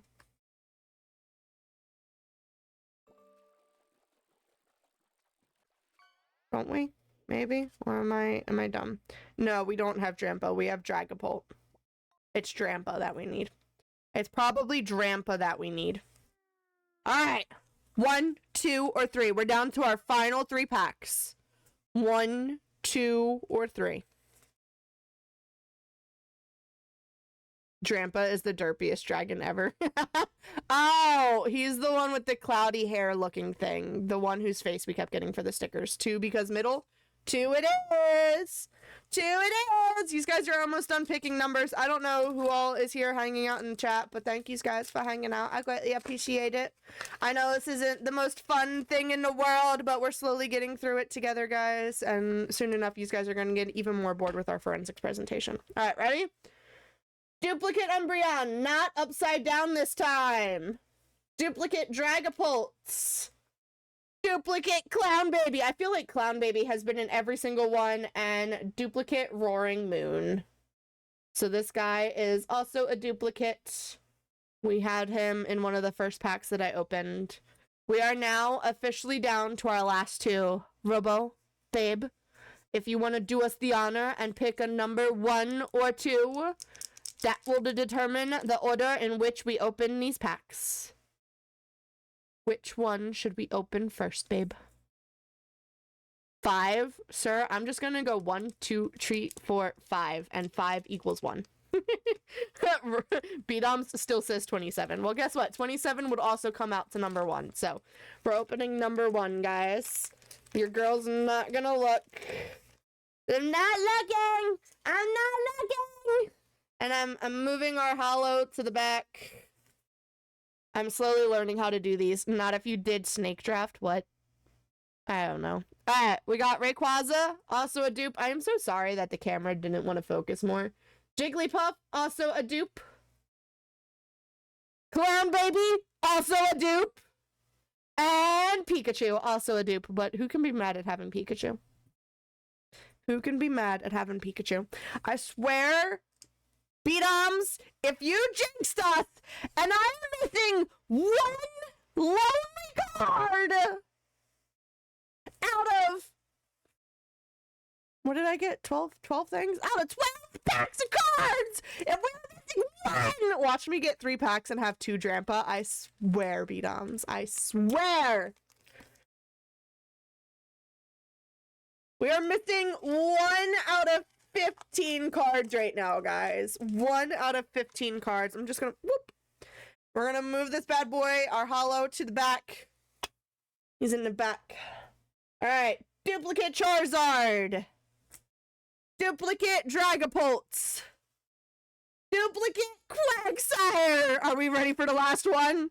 Are we ready? What are the chances of the last one being what we need? Ready? Ready?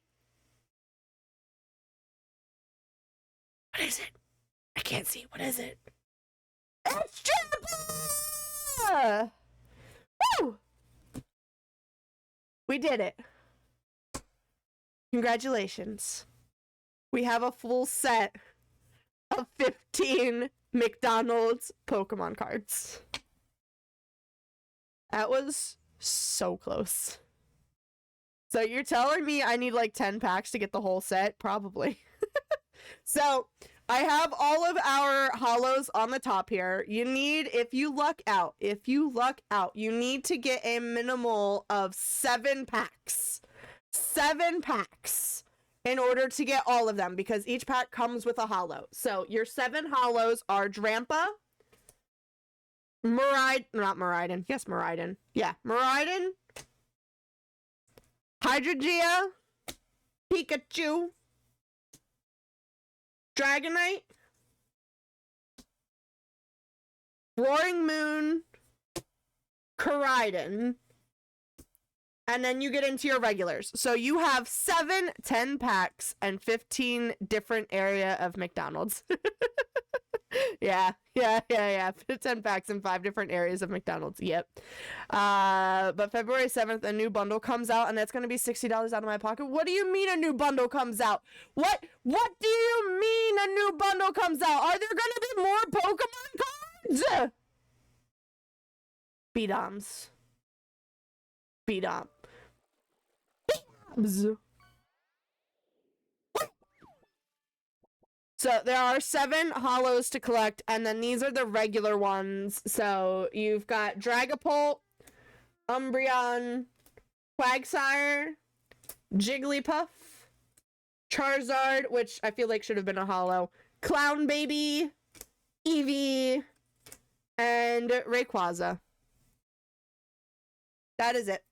They have a set that is like a new print of the original 151 Pokemon that sell for $10 each. This set is 12 packs and a couple other things for $60. Wait, what? The pack has Mew in it?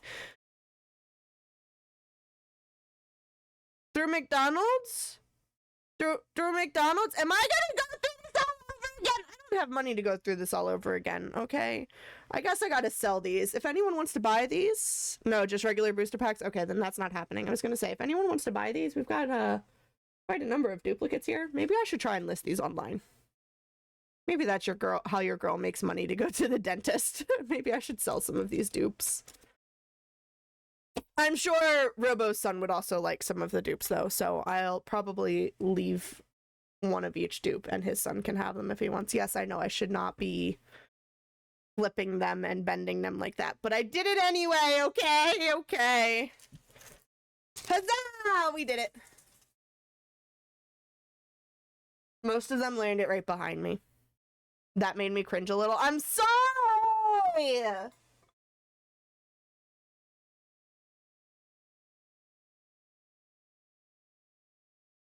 I cleaned up my mess. Just to plop them on the ground over there. Alright, there's a raffle going on in chat. That means it is break time on the purple side. Use this time to go get a drink, get yourself a snacky. We're gonna come back in a couple seconds, and we're going to do our forensics presentation, which should hopefully only take 15 minutes, but may take a little bit longer. And then we're gonna have a Q&A session after that, and then we're gonna jump into Palia for about an hour before we call it a night. So, go get a drinky, come on back. I'm gonna pop a message into Discord real quick, see if we can get some extra people to come on over for our forensics presentation, and then I'm gonna teach you guys all about using alternate light sources to find bones. Wow! Wow! So rude! Rude! I don't know where to stick these things. And I don't know what to do with these things. I don't want to ruin them, but I don't want to just throw them. I joke, I keyed. Sure. Sure. Whatever you say, you sound just like Robo. Dig. Someone's here, getting their bones. Someone's here, getting their bones. Did you really only just get your bone? I thought I sounded just like Eminem, but okay, I don't know what Eminem sounds like. I don't know what Eminem sounds like, homeboy. I don't know. Alright, I'm gonna drop a message in the Discord real quick and see if there's anybody who wants to pop in to say hello and help out with our thing with the stuff. What am I looking for? I'm looking for this, I think. Or maybe, yeah, we'll go into this channel. We'll go into this channel. That was a lyric in one of his most famous songs. Homeboy, do you remember who you're talking to? Do you remember who you're talking to?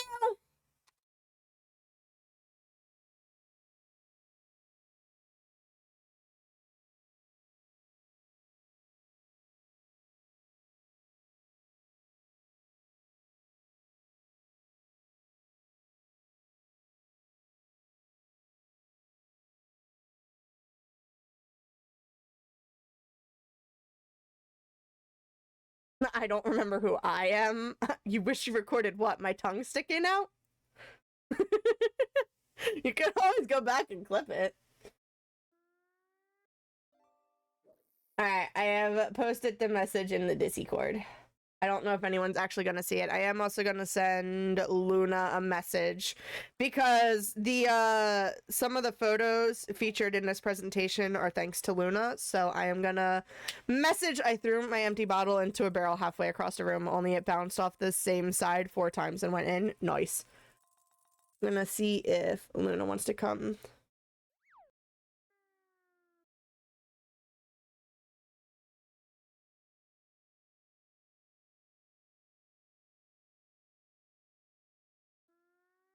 Yeah, these photos are thanks to a Robo got big fish. He did.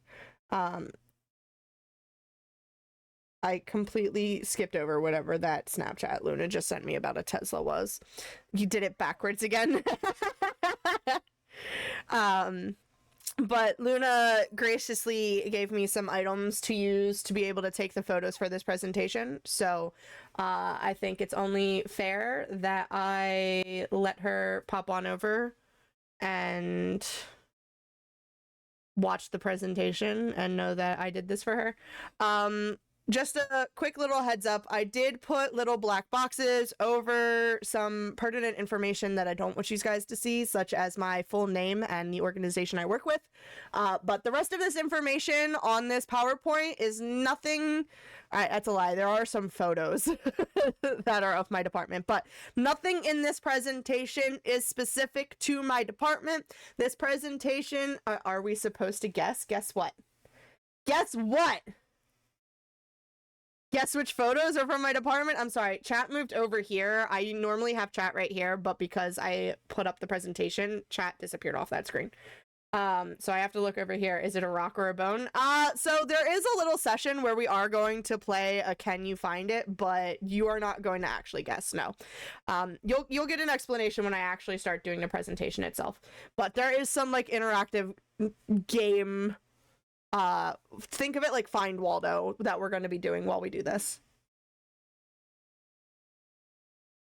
But this is a generic presentation that is meant to be able to be used to explain to new people a topic in forensics that is still undergoing research, but it's meant to show that I did research and know a decent bit about what I'm talking about, and it's also meant to be a way of showing that, yes, I can dumb things down for people, because oftentimes when you're on a jury, people just have their, yay, a blind guy trying to find Waldo. That always works out well. You know what?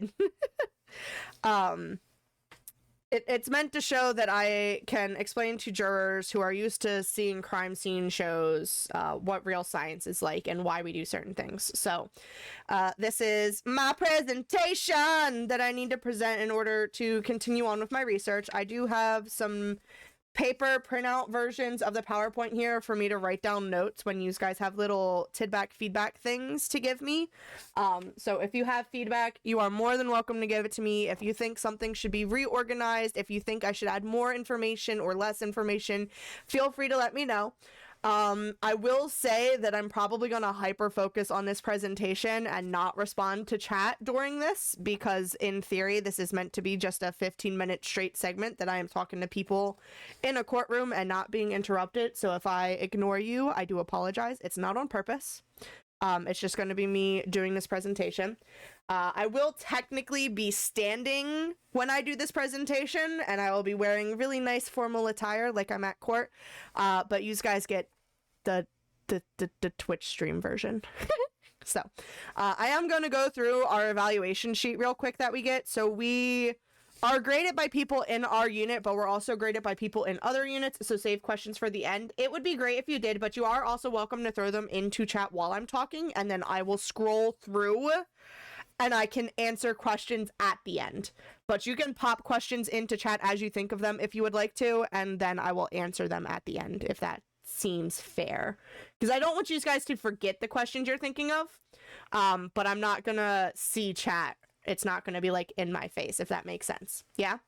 So we are graded. I think there's supposed to be a minimal of 10 people who are grading us when we do this presentation. We are graded on a scale of 3. So there's unsatisfactory, satisfactory, and outstanding. And there are 7 different areas. And then there's an extra box at the end where people can put comments. So we are graded on our appearance, which obviously today my appearance would be lackluster, probably just barely satisfactory, if at all.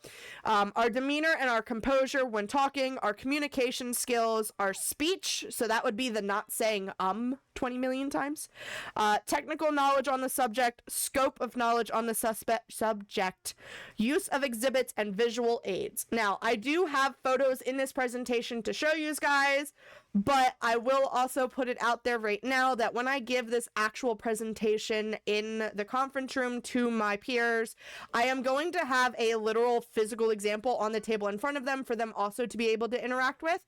So they are going to raffle! They are going to be able to like actually touch and mess with things on the table that you guys unfortunately are not going to be able to do. So the actual like criteria within each category: appearance, is it inappropriate for court or is it appropriate for court? It's literally a yes or no question. You don't get the outstanding. Demeanor or composure, unsatisfactory, is nervous to the point of distraction, tense, anxious, agitated, or unsure of themselves, restless, fidgets, or rocks in their chair, which I am definitely going to be doing here a gajillion times. Adversarial on cross. I assume that's our questioning, but I don't actually know for sure. Satisfactory would be shows signs of nervousness, but is not distracting. Gains confidence during their testimony. Slight change in demeanor on cross, but not adversarial. Outstanding is relaxed, shows no signs of nervousness, confident, poised, even-tempered, and no change in demeanor on the cross-examination. Communication skills. Unsatisfactory would be the testimony is rambling, disjointed, circuitous. So if I rambled in circles. Testimony is biased, ambiguous, inaccurate, and or confusing. Routinely does not answer the questions asked, includes irrelevant information, rarely or never makes eye contact with the judge or jury, unable to convey technical knowledge. Obviously, this oral presentation evaluation is also going to be used for our mock court testimony evaluation, but you get the gist. Satisfactory communication would be most of the testimony is accurate, clear, straightforward, and objective. Occasionally does not answer to questions asked, usually directs responses to the judge or jury, conveys technical knowledge in layman's terms. Outstanding would be captivates and engages the audience. All of the testimony is accurate, clear, straightforward, and objective. Always answers the questions asked, consistently directs responses to the judge or jury, exceptionally conveys technical knowledge in layman's terms. Speech. If the volume is very low, routinely mispronounces words or terms, like I am doing right now. Speech is too fast, which is something I feel like I'm going to struggle with, or they are halting. Speech is incoherent, difficult to understand, or poor enunciation. That is unsatisfactory. Satisfactory speech includes sufficient volume, mispronouncing a word or term 3 or less times. Speech is occasionally too fast and halting. Speech is understandable. Outstanding would be good volume, strong projection, correct pronunciation of all words or terms. Speech is consistently well metered. Speech is understandable, coherent, and articulate. Technical knowledge, unsatisfactory, does not exhibit understanding of technical concepts, misuses scientific terms, does not accurately present methods, techniques, or protocols, does not defend test results. Satisfactory, exhibits understanding of technical concepts. Yes, I know, I can't do that when I'm actually presenting. Accurately presents overview of methods, techniques, and protocols, defends test results. Outstanding would be exhibits in-depth, extensive understanding of technical concepts, accurately and comprehensively presents methods, techniques, protocols comprehensively, and effectively defends test results. The scope, unsatisfactory, would be answers questions beyond area of expertise, draws conclusions beyond those supported by the data or results, and inaccurately or ambiguously represents case involvement. Satisfactory would be declines to answer questions beyond their expertise, limits conclusions to those supported by the data or results, and accurately and completely discloses case involvement. The use of exhibits and visual aids is also as simple under satisfactory or satisfactory, so it's unsatisfactory if you improperly handle exhibits, evidence, or AV equipment, such as the PowerPoint presentation, and it is satisfactory if you properly handle the exhibits, evidence, and AV equipment, aka the presentation. So that is what we are graded on for our presentation. It's a lot of stuff! It's a lot of stuff! I'm gonna take a quick moment to breathe and get a drink and double check to see if I missed anything in the chat. Did you just run a bunch of raffles, B-Doms? I feel like B-Doms just ran a bunch of raffles and I wasn't even paying attention. Me? Forget? Never. Me always forget. Me always forget. Alright.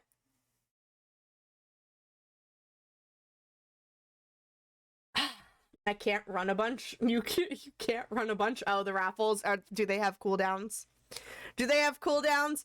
All right, I'm gonna place my feet on the floor instead of crisscross applesauce so that maybe I won't fidget as much as I am currently doing. 15 minutes. Oh, sorry, B-Doms. Lo siento. Please forgive me. I don't know if Luna actually opened my Snappy Chatty. She did not. Let me send her a text message. Let me send Luna a text message because I know she wants to see these things. And I'm sure she would love to chit-chat with you in chat while I am presenting. Let me ask Luna if she's busy real quick. I can unplug my phone. My phone is fully charged right now. 15 minutes! 15 minutes! When is our next ad run? I haven't been paying attention. 877241 Luna. I sent her a text message. I'm waiting to see if she responds. I'll give her 2 minutes. I'll give her 2 minutes to see if she responds. I'm trying to see when our next ad runs real quick. Our next ad runs in 20 minutes. So we may have an ad run in the middle of our presentation. We may have an ad run in the middle of our presentation, but that's not going to affect B-Doms. B-Doms will still be able to see and hear me, so I'll just have a little voice inside my head saying, there's an ad break coming.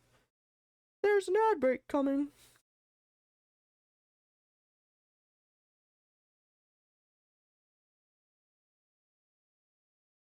She may be at work. I don't remember what her work hours are. I sent her a message to come to stream if she's not busy. I know I technically did that by sending her to Snapchat as well, but she wasn't opening my Snapchat, so I sent her a text message instead. What are these ads you speak of? I didn't want to stop playing Liar's Bar today, but my body was ready to stop. I hope I'm not making you be in pain by doing this. I hope I is not making you in pain by having you sit here for this, B-Doms. Alright. Are you guys ready? Do I need to wet my whistle again?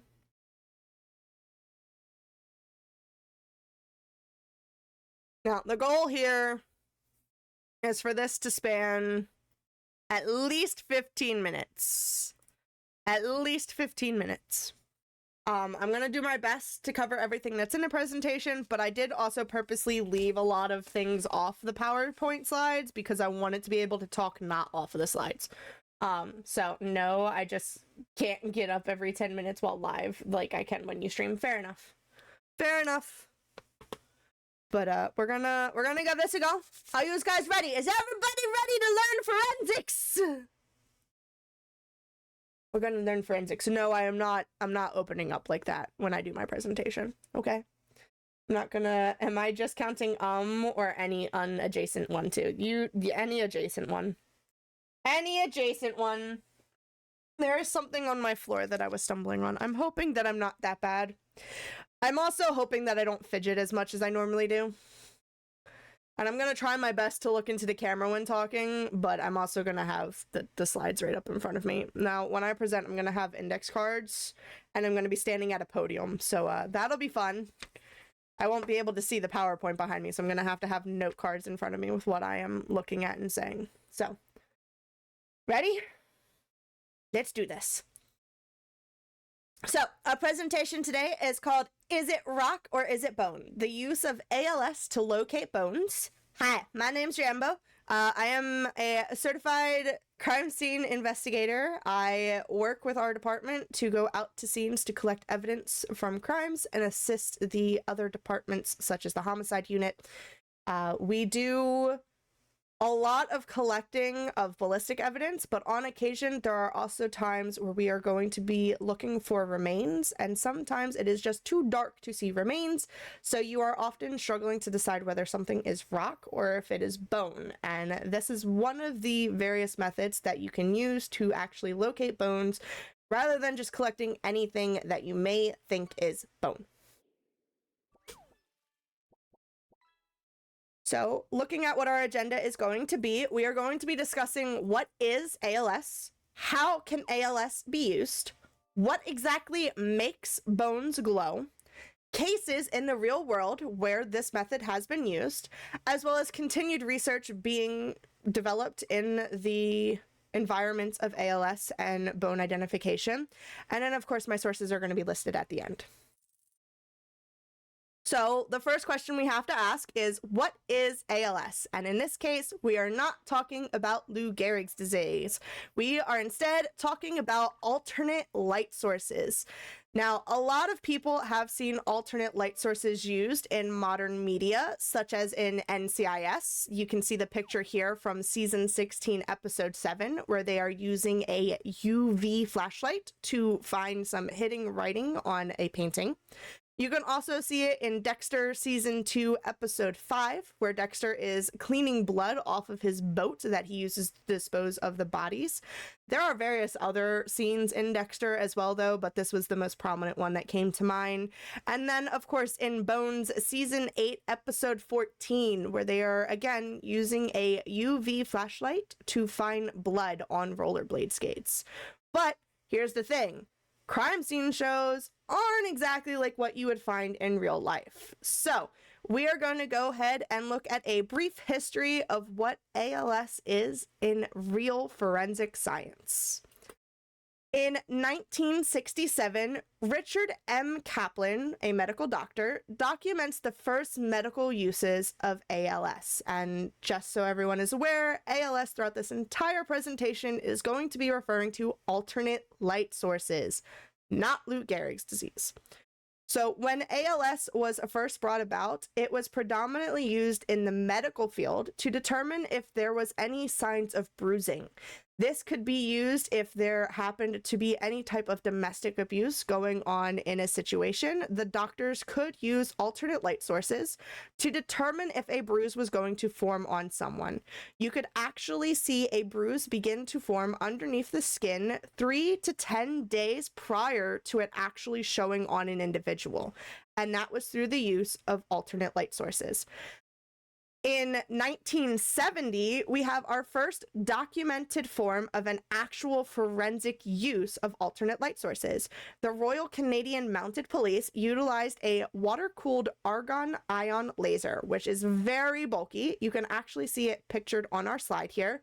It was very hard to get to the scenes themselves, so oftentimes what they would do is they would just collect bucketfuls of dirt and they would bring it back to some type of tent or shed, and they would then use the ALS in order to examine if there were any remains in the dirt. This is not the most practical use and is obviously a lot different from what we do in modern science, though. In 1980, we started to see portable lasers start to appear. They were not quite as bulky as these other devices, but they're also still bulkier compared to the flashlights that we use today. And then in 1990, the high-intensity incandescent lamps allow for a broader spectrum of light. So instead of just having a single laser pointed at an item, you could have a scope from, say, 450 nanometers up to the 600 nanometer range going out into the environment so that you have more light being reflected back to you. This was also the time that we had our first conviction using ALS photography. Now, when you photograph using alternate light sources, you do actually have to put special filters onto your camera lenses for the full effect to come through. This is just the same as doing it with your own eyes.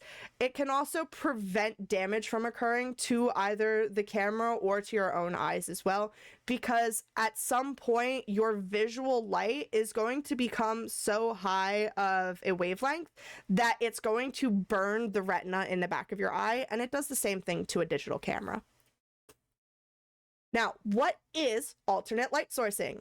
A device that produces light at wavelengths that are not visible to the human eye. So when we think of light, we think of the rainbow, Roy G. Biv, red, orange, yellow, green, blue, indigo, violet.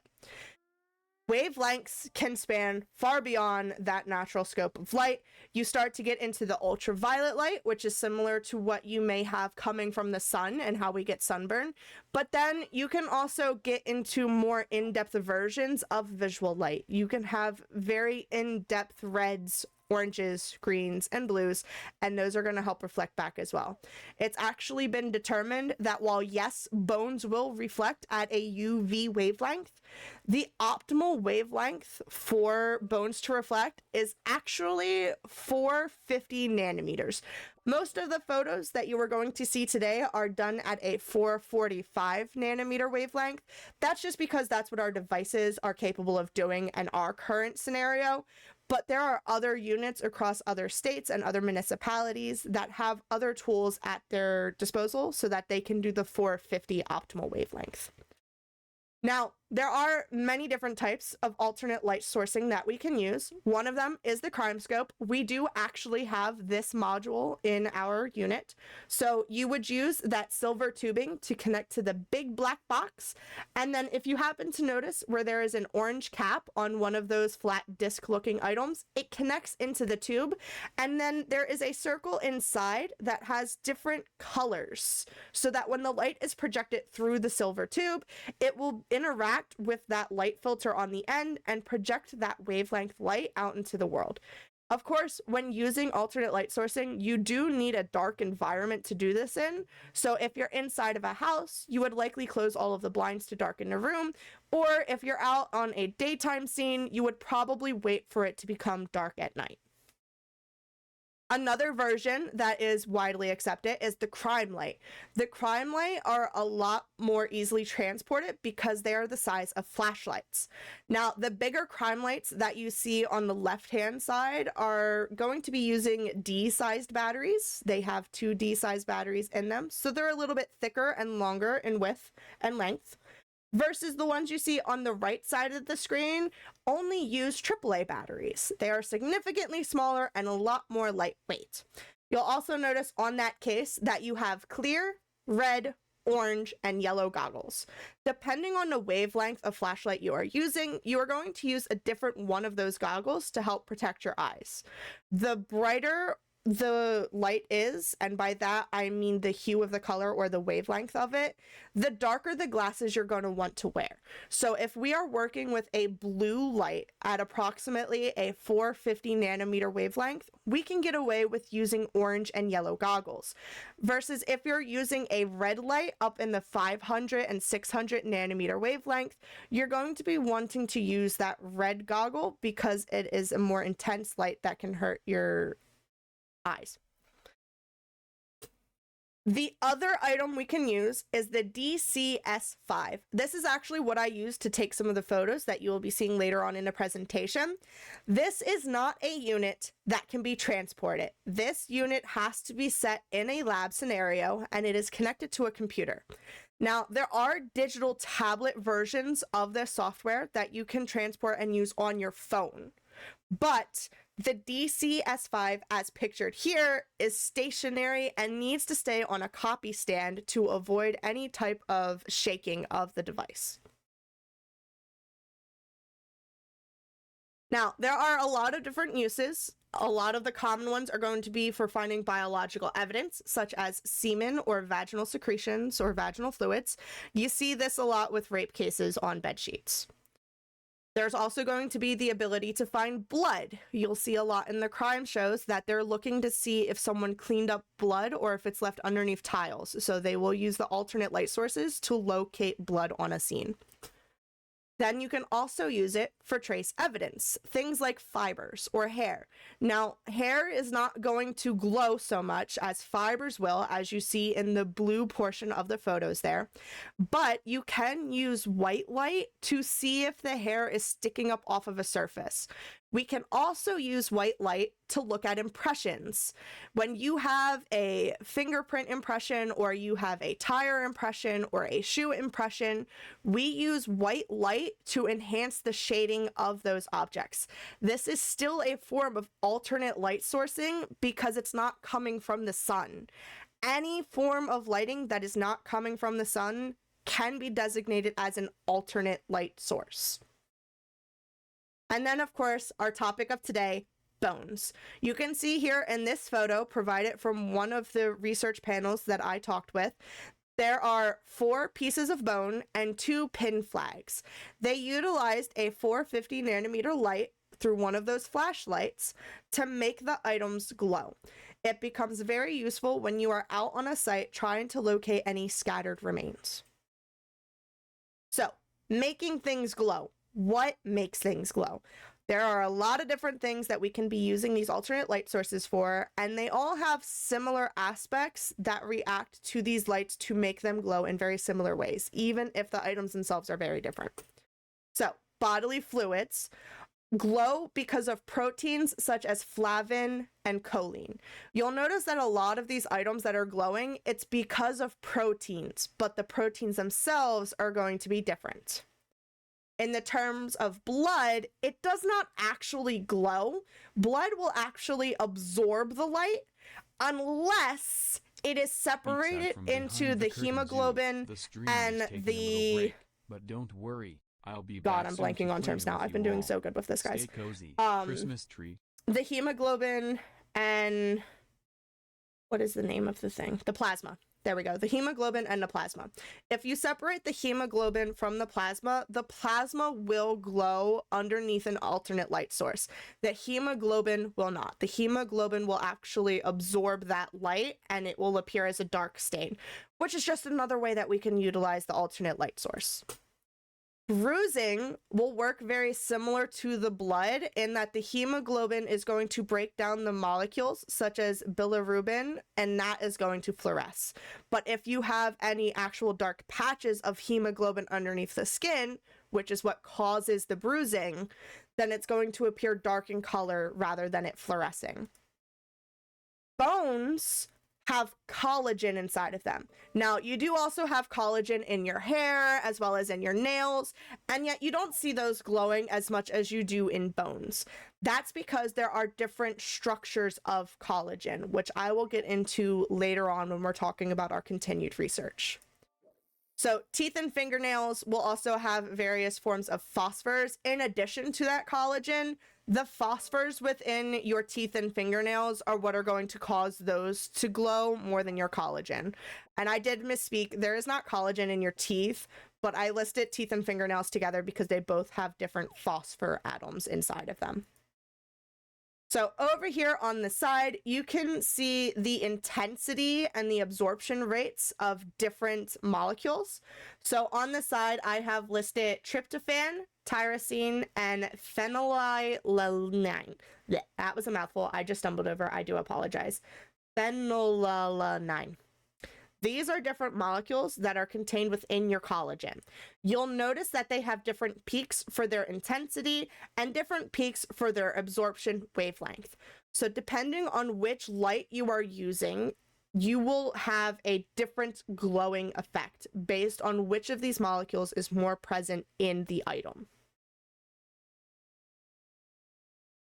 Continuing to look at making things glow, I took it upon myself to do some practical research, and I, thank you to Luna, have some animal bones, no animals were harmed in the making of this presentation, that I utilized to look at the different glowing. I tried my best to have similar bones in each of these substances without having to move the bone from one substance to the other.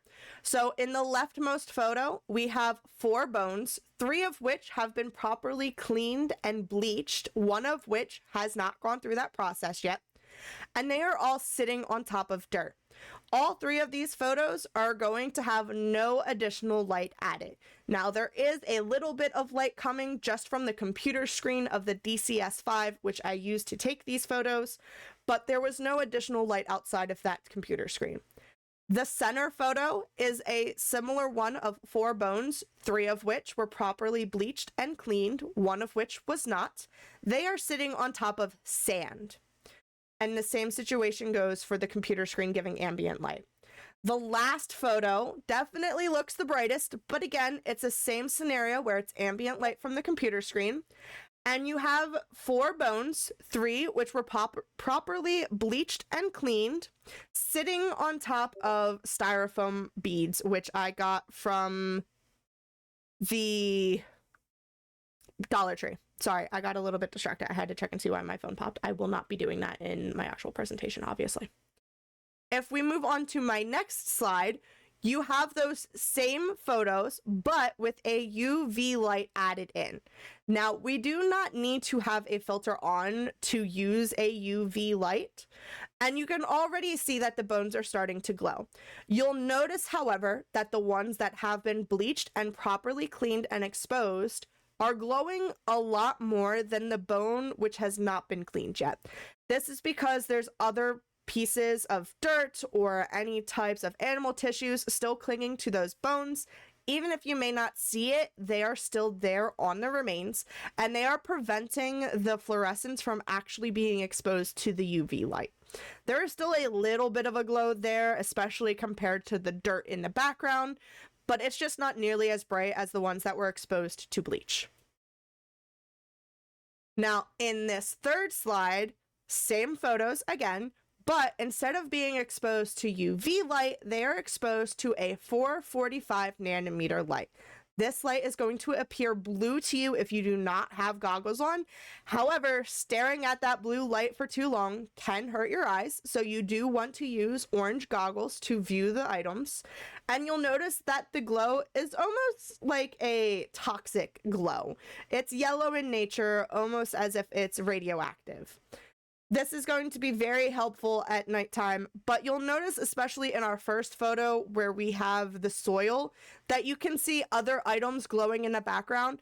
There are going to be natural elements. In this case, it's actually fertilizer, which may not be supernatural in itself, but there are other elements that glow beyond the bones. So you may still come across items that are not what you expect them to be, but it is definitely minimizing how much you're collecting compared to digging through every little piece of dirt.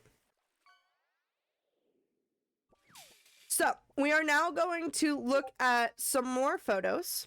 Again, similar scenario where they are suspended in dirt, sand, and styrofoam, but I've taken a variety of bones rather than the same shapes.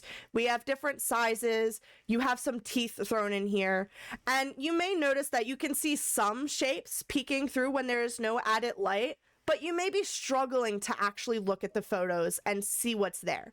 And if you have a scene at night like we normally do, it's going to be really hard to depict if this is a bone that you are trying to collect, let alone whether it's a human bone or an animal bone.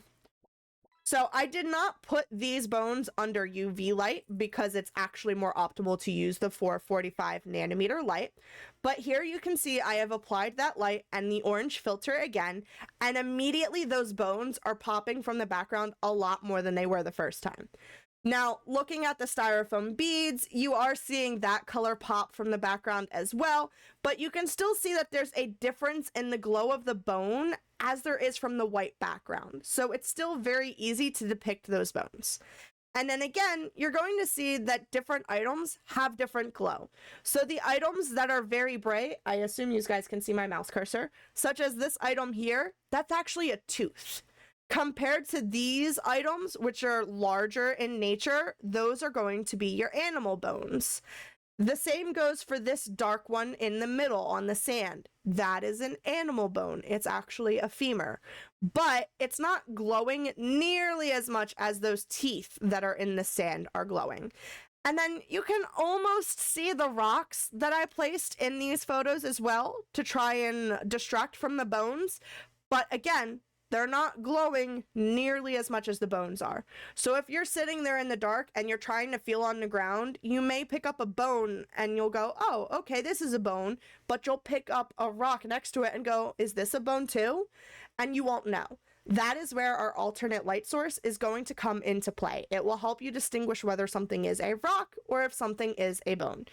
Now, there are going to be some rocks that glow. It's inevitable. Phosphor is a natural element. It will appear in nature, but it's less likely to happen than having the glow of a bone.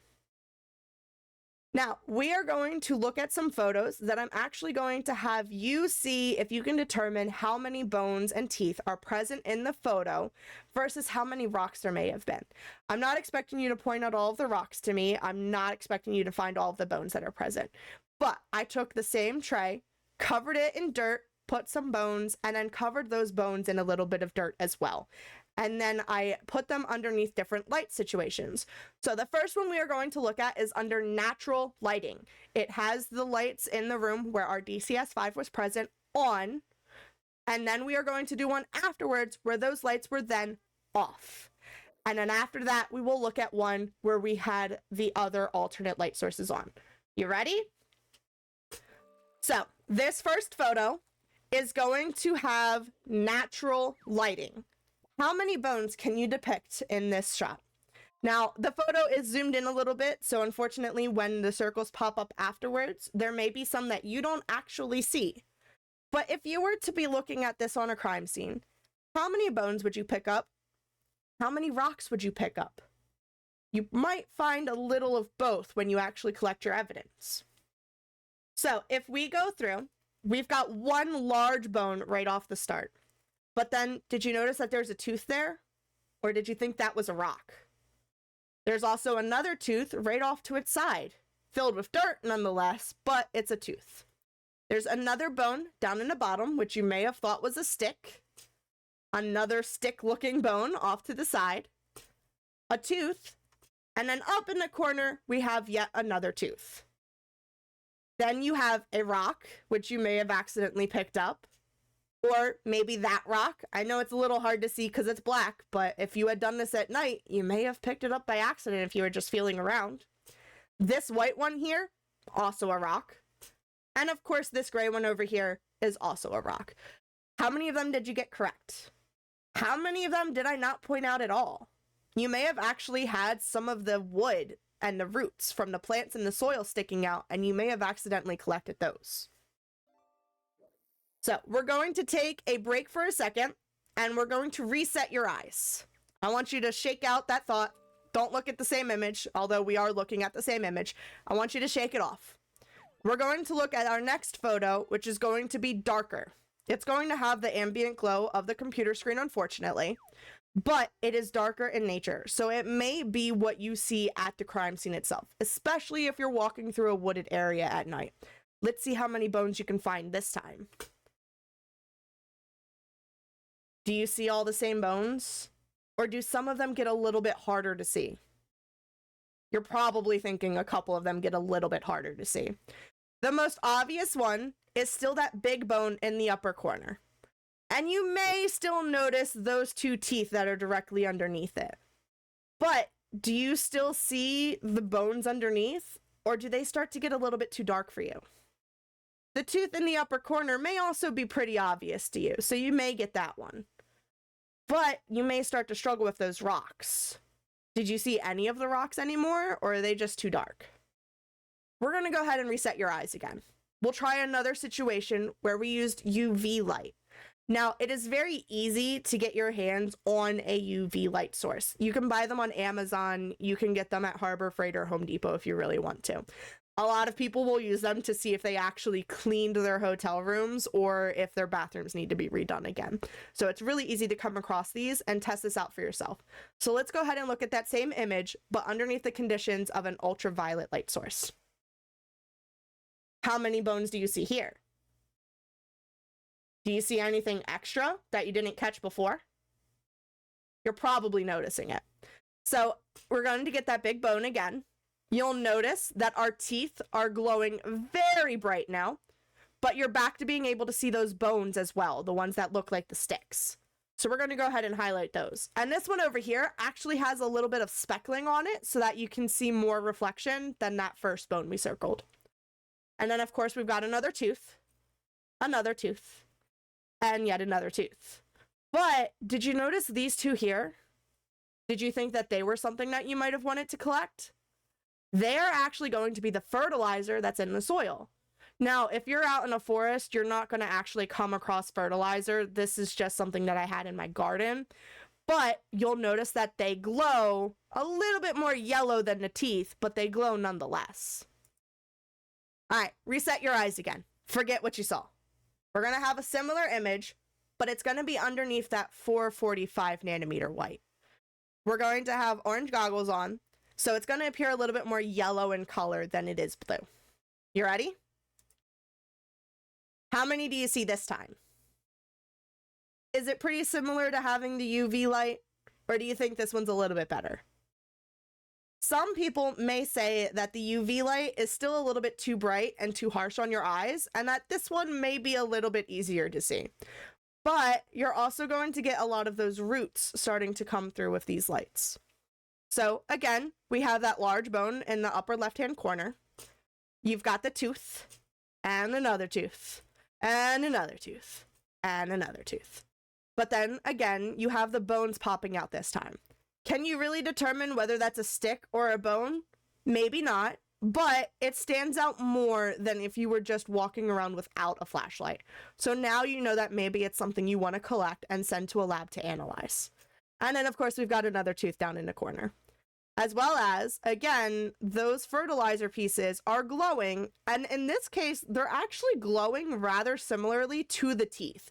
So you may accidentally collect them, but it's definitely a lot less than collecting a full bucket of dirt to send to the lab to see if there's any bones inside. All right, so now we're going to shift our gears, and we're going to talk about actual real-world applications where these methods have been used. The first of these methods was actually in 1999. Now, this is not the first case where it was ever used, but this is the first case we're going to talk about. The Yosemite murders happened at the national parks out in California. So there were originally 4 bodies that were found. Most of them were in full pieces, but one of them was decapitated. Now, there are 4 murders that were attributed to this individual. He worked at the lodge that you see pictured on the July 26, 1999 image, and he used his job to find his victims. He then followed them into the national park, where he waited for them to be alone, and he raped and set them on fire. Now, the car that you see depicted was a mother and her 16-year-old daughter. He only raped the 16-year-old daughter, but then he choked the mother and he set their car into flames. Their bodies were completely incinerated. Thankfully, he did not separate any of their bones, so it was just a matter of getting them out of the carnage of the car, and you can see the technicians that are in their white Tyvek suits trying to get the remains out of the vehicle. But in addition to his 4 kills that he has admitted to, he has also been questioned on 5 additional deaths that occurred prior to these 4. On those 5 additional deaths, dating back to 1988, he separated their limbs and scattered them throughout the national parks. So, some of the forensics teams utilized alternate light sourcing to go through the woods at night, as well as cadaver dogs, and they searched for the remains. Now, in the cases of these individuals, they still had a lot of their muscles and their skin intact on the bones, but there were also some instances where the wildlife had started to eat at their flesh. And so you could start to see the bones, and the alternate light sources would reflect off of those bones. This is one of the real-world applications where alternate light sourcing can be used to find remains. The next case we are going to look at is actually the 9/11 instance, World Trade Center 2001. Now, you may not think that they needed to use alternate light sourcing in this incident. There's just a lot of excavating to do to try and get the rummage off the bodies. But one thing that a lot of people forget is that when the planes crashed into the World Trade Center, it was not just a matter of the buildings collapsing in on themselves. There was also fires that ravaged through a number of the floors, which prevented individuals from getting down to the ground floor safely. When these fires broke out, there were a number of individuals that were incinerated, and their bones were completely exposed from their skin. These individuals were then meshed into all of the rummage, and there were a number of the medical examiners that had to use alternate light sources to go through these remains and try and identify if something was bone or if something was steel from the building. So you'll notice in the larger photo that I have some of the excavators that were used to take up some of the carnage from the building. And then you'll notice a black and white photo down below it. That photo is of the remains as medical examiners tried to determine just how many individuals were unfortunately lost that day. Our last example from our real world applications is actually from our department themselves. So last year, our department participated alongside the FBI to excavate remains. Some of these remains were of infants that were less than 2 years old. Some of the remains were of individuals who were over 60. The larger remains were pretty easy to determine that yes, this is a bone.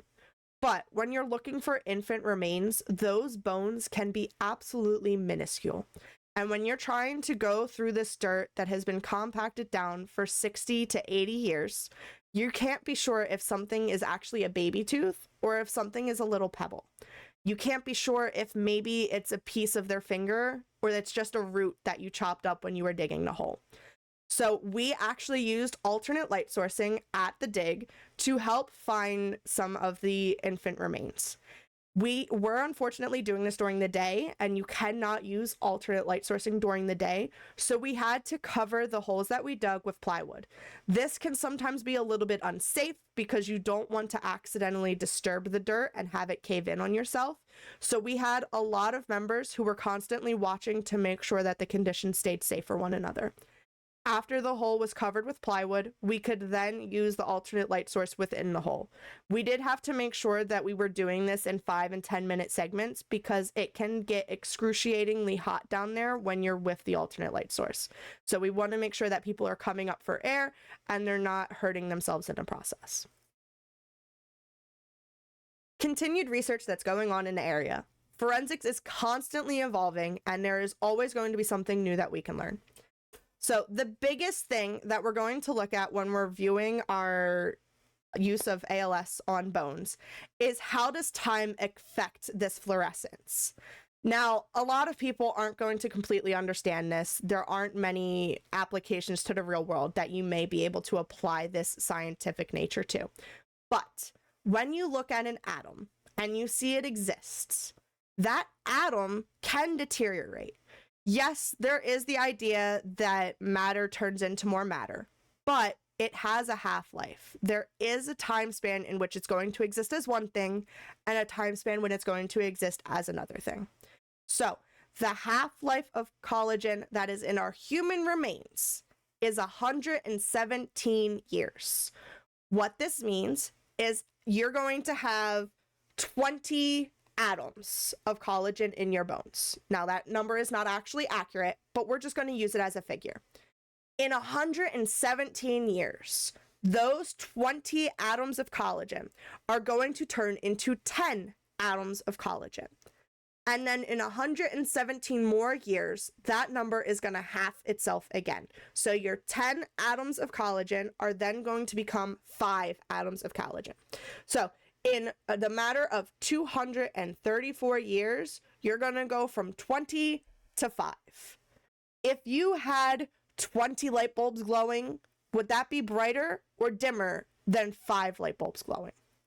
20 would be significantly brighter, right?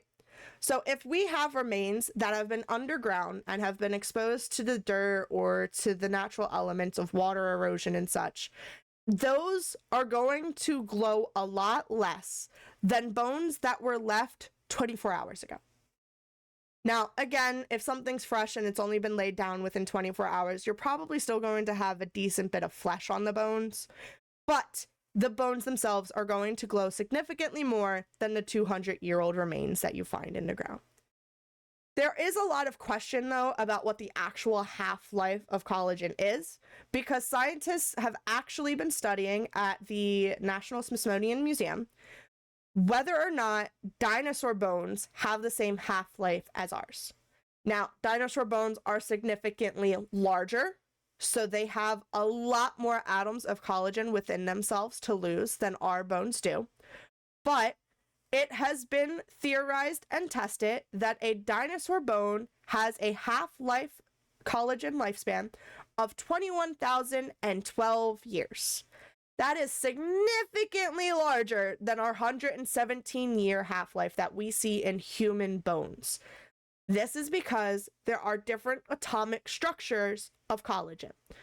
In the photo directly below the text, you'll notice a molecule labeled as A and a molecule labeled as B. Both of these molecules are collagen. They are both proteins, but they do not have the same atomic structure. There are different lines connecting the different letters, and this means that there are different bonds connecting the different molecules and the different atoms within collagen itself. Those bonds are what are going to determine what the half-life of the collagen is. If you have a lot more double and triple bonds, it's going to be a little bit harder to break than a single bond. When you think of a bond on an atom, think of a pairing of individuals. If I'm connected to my friend Chelsea, we are going to have an easier time breaking our links apart than if we link both of our arms together. You're going to have two arms to break through if both of our arms are linked versus if one of our arms is linked. And some atoms can have triple bonds. So the tighter those bonds are, the harder it is to separate the molecules, the longer the half-life is going to be, or the greater the heat you need to expose it to in order to get it to separate. That actually brings us on to our next portion of continued research. So in addition to time affecting the lifespan of fluorescence, you also have to look at heat. A number of these remains that I mentioned today were exposed to heat, such as those in the case of 9/11. Now, does heat affect if something will fluoresce? The answer is currently a little bit unclear. Originally in 2013, a study was done where we exposed bones to the conditions as if it was meant to be turned into ash. And in those cases, it is believed that you can still get fluorescence from the bones. You can actually see it depicted in these images. One of them is exposed to the 445 nanometer wavelength. It's indicated as laser, but that is our 445 nanometer wavelength, and you can see the bone glowing compared to the background. The other is exposed to UV lighting. Again, you can see a little bit of a glow, but it's not quite there as the yellow from the laser light is. In a later study done in 2017, somebody exposed bones to various temperatures rather than just that of cremation. They determined that some of the bones would still glow after temperatures of 300 and 500, but if you burned a bone for half an hour at 400 degrees Fahrenheit, it wouldn't have quite the same glow in it anymore. This then raises the question of, is it even collagen that is causing the bones to glow? Or is there something else that may be causing this fluorescence? There's a lot of ongoing research that still needs to be done, but the point still stands that whether remains have been exposed to fire or they have been chewed on by the wildlife in the area, you can still use alternate light sources to determine if remains are present in the dark. And that is the end of my presentation. These are some of the sources. There is a second page because I had a number of articles that I had to read through to check out all of this information. I hope you enjoyed, and I'm here if you have any questions. Ta-da! What'd you think? How long was that? Does anybody know? Yes, I know that was a very informal ending to the presentation, okay? I am aware. I am very much aware, okay? 39 minutes? Oh, good lord. I have to shorten that. I have to shorten that. That is way too long. Oh, how do I shorten that? I'm scrolling up to see if there were any questions that you asked in the process. I don't think so. I don't think you asked anything. I have 4 notes and your counter. Oh, good lord. All right, what are the notes? Tell me the notes. I'm gonna leave us on this page in case you mentioned Lou Gehrig's to zig twice close together, maybe only once. Fair enough. Fair enough.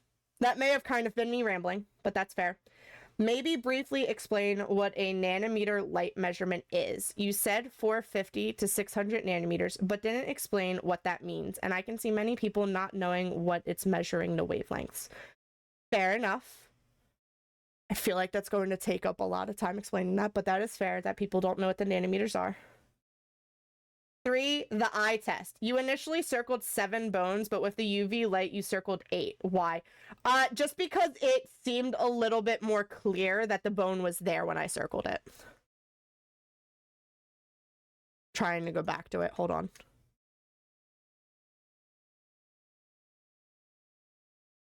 So this is with the 445 light, is what this image is. And we've got the 7 there. For the nanometers, you could just add in that it has to do with measuring wavelength, not super in-depth. Fair enough. That one top middle in the 445, you didn't have it circled.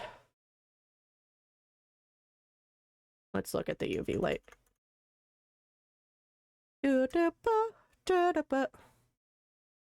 Alright, it's circled in that one. That one's got 8.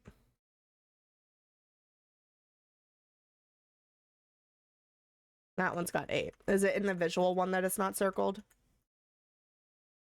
Hold on. The dark one, it's not circled, but I also didn't circle a lot of ones in the dark one. This one's not circled. I felt like it wasn't super clear if it was a bone or not. It's all good, B-Dums. Don't sweat it. I didn't circle it in this one because I wasn't sure it was clear that that was a bone or not. Because then I also could have circled this one over here as well. I was also debating whether to circle this. This is actually a tree root. Gotcha. Okay, I'm being extra critical just to help if it makes sense. That's fine. No, it's all good. It's all good. I appreciate it. That's why I wanted to do this. For Yasmite is pronounced Yazmite. You know what? You know what? I struggled with that. I kept telling myself to say it a different way, and I still couldn't figure it out. And having Google pronunciation help was not helping. Yeah, see, that's not gonna help me doing Yasmite Sam, because I still just say Yasmite Sam. Yosemite, Yosemite, Yosemite, Yosemite, Yosemite. Yosemite. Yosemite. Your girl's gonna be saying that for the next, like, week until I have Yosemite pronunciation correctly. It also could have just been nervousness, to be honest with you. But don't worry. Alright, how was the counter? Stay tuned, friend. You said in the first 20 seconds and then only said one more, and it was when you forgot plasma. Yeah, bro, I struggled with that for a second. I was beating myself up. I was beating myself up with that. Highly upset. Highly upset. Yes, yes, there's a raffle going on the purple side if you guys want to do exclamation join to get in on it. What else you got for me? But overall, you dumbed down well. Thank you. I appreciate that. How was my talking? Was I too slow? Was I too fast? I tried, every time I felt myself speeding up, I tried to slow down, but I don't know if I slowed down too much. And that's why I took 39 minutes. I seemed pretty good. Okay. I guess I'm gonna have to figure out how to condense some stuff down to get down from 39 minutes, because 39 minutes seems crazy. I feel like the interactive part is probably what takes up the most time. I tried not to sit idle too long for that. You seemed near 92 beats per minute, which is what is considered the perfect talking speed. Okay. I may just have to talk to my instructor and see if there is any way that I can just do a half-hour thing. It's supposed to be 15 minutes, guys. It's supposed to be 15 minutes. Now, the rubric itself does not actually say a time length on it, but it's supposed to be a 15-minute oral presentation. If there are parts that don't need to be there, just slice it. I mean, that's fair. I just wasn't sure how much background information to give, you know?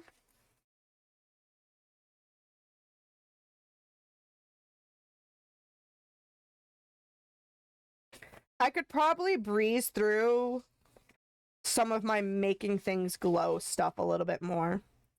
Like, I may not actually need the absorption spectrums that I have in there. I might be able to cut those out.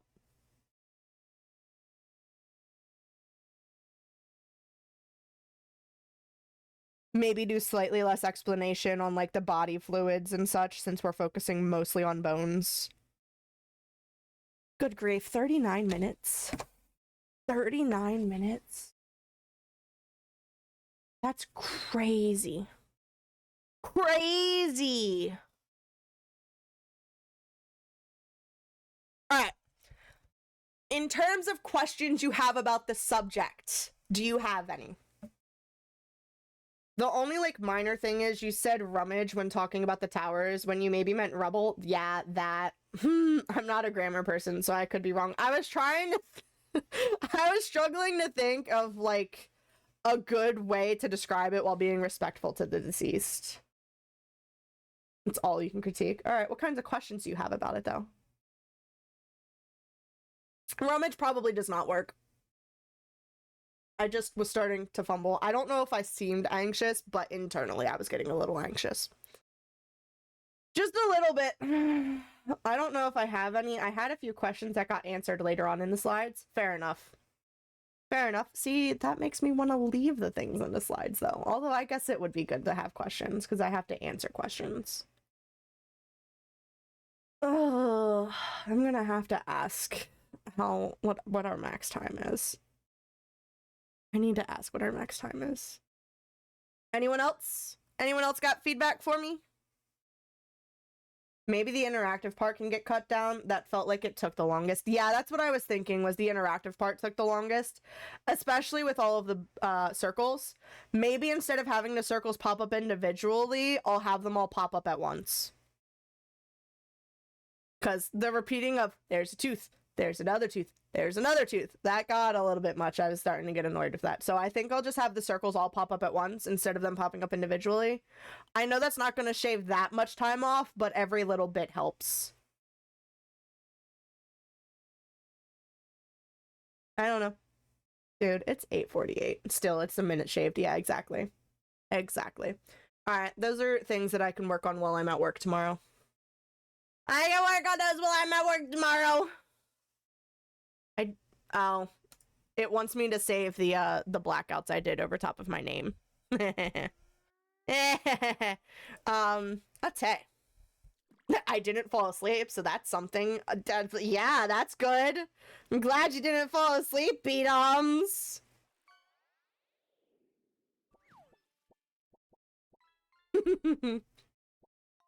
Are those some things you want, babe? Are those some of the new ships that they're releasing that you want? Alright. It is 8:49 p.m. Good lord, I'm gonna start stumbling over my words again. I do still want to play some Palia, or at least look through the new updates. Yes. I've got some comments I could make, babe. I've got some comments I could make. I do still want to talk about Palia a little bit. I know it's been a long night. I know you guys have sat through a decent bit of stuff, including the forensics presentation, mainly the salvage one. Fair enough. I do apologize that I'm making you guys sit through so much, but we're going to explore some of the new updates that are in Palia, maybe play a couple rounds of Hot Pot, and then we'll call it a night probably around 10 p.m. That should still give me more than enough time to hang out with Robo and fall asleep watching another episode of Dexter or an anime or something. So, go take a bathroom break real quick. Regroup yourself. We're gonna come back and we're gonna read through some of the Palia updates since we last played in December. Go ahead. Yeah, but the dual pack would be nice. I haven't actually clicked into the packs. I should probably click into the packs. I just noticed that one of them was a Red Festival ship pack, and then one of them was a standalone ship pack. All right, let's look at this. Oh, I could make comments about what these things look like. Considering trying to watch all of One Piece in a single month, I think it's possible. I did Supernatural in 28 days. Good lord, isn't Supernatural like over 15 seasons long? Wait, do you get 3 ships in this pack? What? Do you get 3 ships in this pack? You get the Fortune Auspicious Red Snake Paint, the Prospector with lifetime insurance, the Fortune Auspicious Red Pig Paint, and an Arrow View Hanger. So you get 2 ships? You get 2 ships and it was just showing the different paints? Is that what this is? The ships all look the same to me. All 3 of these ships look the same to me. Is the Fortune supposed to look like the Prospector, babe? 15 seasons, 23 episodes each at 45 minutes long. Good grief, B-Doms. Good grief. 420.75 hours. Is that for One Piece or Supernatural? One Piece is 1,122 20-ish minute episodes. Good grief. That one's the Fortune. So wait. The Fortune's a salvage ship? Am confusion. Also, the Fortune is very shiny. Its chrome is very shiny. It and Pokemon are, I think, the 2 longest running animes. Good grief. I have not technically seen the Pokemon animes. 17.53 days. So yes. Yeah, if it's only 17 and a half days, you can definitely watch it in a month. You can definitely watch it in a month. You can do it. You got this. You could honestly do it in 3 weeks. You got this. Pokemon is over 1,300 episodes. Yeah, I have not seen that. I may have seen an episode or 2, but I definitely have not seen 1,300 episodes. Yosemite, Yosemite, Yosemite. Your girl started thinking about the word and said Yosmite in her head again. Yosemite, Yosemite, Yosemite, Yosemite, Yosemite, Yosemite! All you need to see is Indigo League, the original. What? Why is it Indigo League? Why is it not blue? Is it not Pokemon Blue and Red? I don't know. I don't know. Alright, hold on. I need to go over here and I need to edit this so that we can change this to Palia, because we're about to start talking about Palia. So we need to switch this over to Palia. That's what we need to do. The dual pack is the mining and salvage ships. So the Fortune is not a salvage ship? Because that league challenge is called the Indigo League. Oh, I don't know. If you don't know, then I definitely don't know. Just watch a couple Yosemite Sam episodes on YouTube and you'll get the name down. Fair enough. Fair enough. Is it a cartoon? I don't know. Alright, y'all ready to look at some of this Palia updates? There's a lot of Palia updates, okay? Especially considering there's a new Looney Tunes. Oh, I know. Wait, I thought that was a Prospector. Or is Prospector Toy Story? You know what? I don't care. Palia is doing another collab with Madrinas. There's a new collab with Madrinas. But there's also a plushie. Prospector and Fortune. Prospect.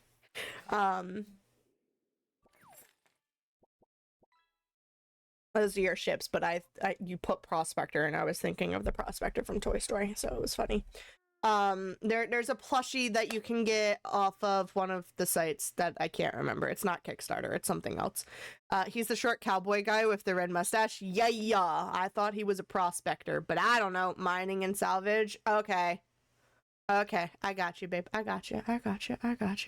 An outlaw with the little twirly pew-pews. It's all good. All right, y'all ready to look at some of these updates? There's 3 patches for us to look at. So the first one, which I have briefly looked at these other 2, and by the way, there are Twitch drops, so hopefully from me switching the Palia category, which I totally should have just put Palia on from the get-go to get you guys the drops, but it's okay. There are Twitch drops for Palia, so hopefully for the next hour, you guys will be earning some stuff for the Twitch drops. But there's also this little mini devlog where apparently there's a loyalty club now, and I have heard nothing about this because I don't keep up with things. So we're going to read through all 3 of these patch notes hopefully relatively quickly so that we can get at least half an hour of Palia game time in. And then we'll probably play Palia again on Saturday since I kind of biffed playing Palia with these guys today. Sorry! Alright, hello Palians! We're back with another quick update to touch base on Elderwood, talk about some premium store updates, and address the elephant snail in the room. Okay. Oh, there's a video. So there's a new map area that they're supposed to be bringing in. No, this is just the music. This is literally just music. All right. I don't have to have that full if it's literally just music. This is going to be the soundtrack that plays in the new area. I may or may not be here Saturday. I got to build a TV stand for my grandmother and may not be able to move for a week afterwards. That's fair. I'm sorry if you can't make it, but if you do, I'll be happy. Please don't hurt yourself. This is the big part that we want to know about, but let's see. We know Elderwood has been at the top of everyone's wish list, and we're as eager as you are to bring it to life. This upcoming adventure zone has been a significant focus for our team, and we're recently been having fun playing it internally. They haven't shared it with us. Rude. You may have noticed a bit less gameplay content in recent and upcoming patches. That's because we're concentrating our effort on making Elderwood special. We're tracking toward a Q2 release and can't wait to adventure with all of you when it goes live. So probably around summertime then. In the meantime, check out a preview of the Elderwood soundtrack, which we have playing right now.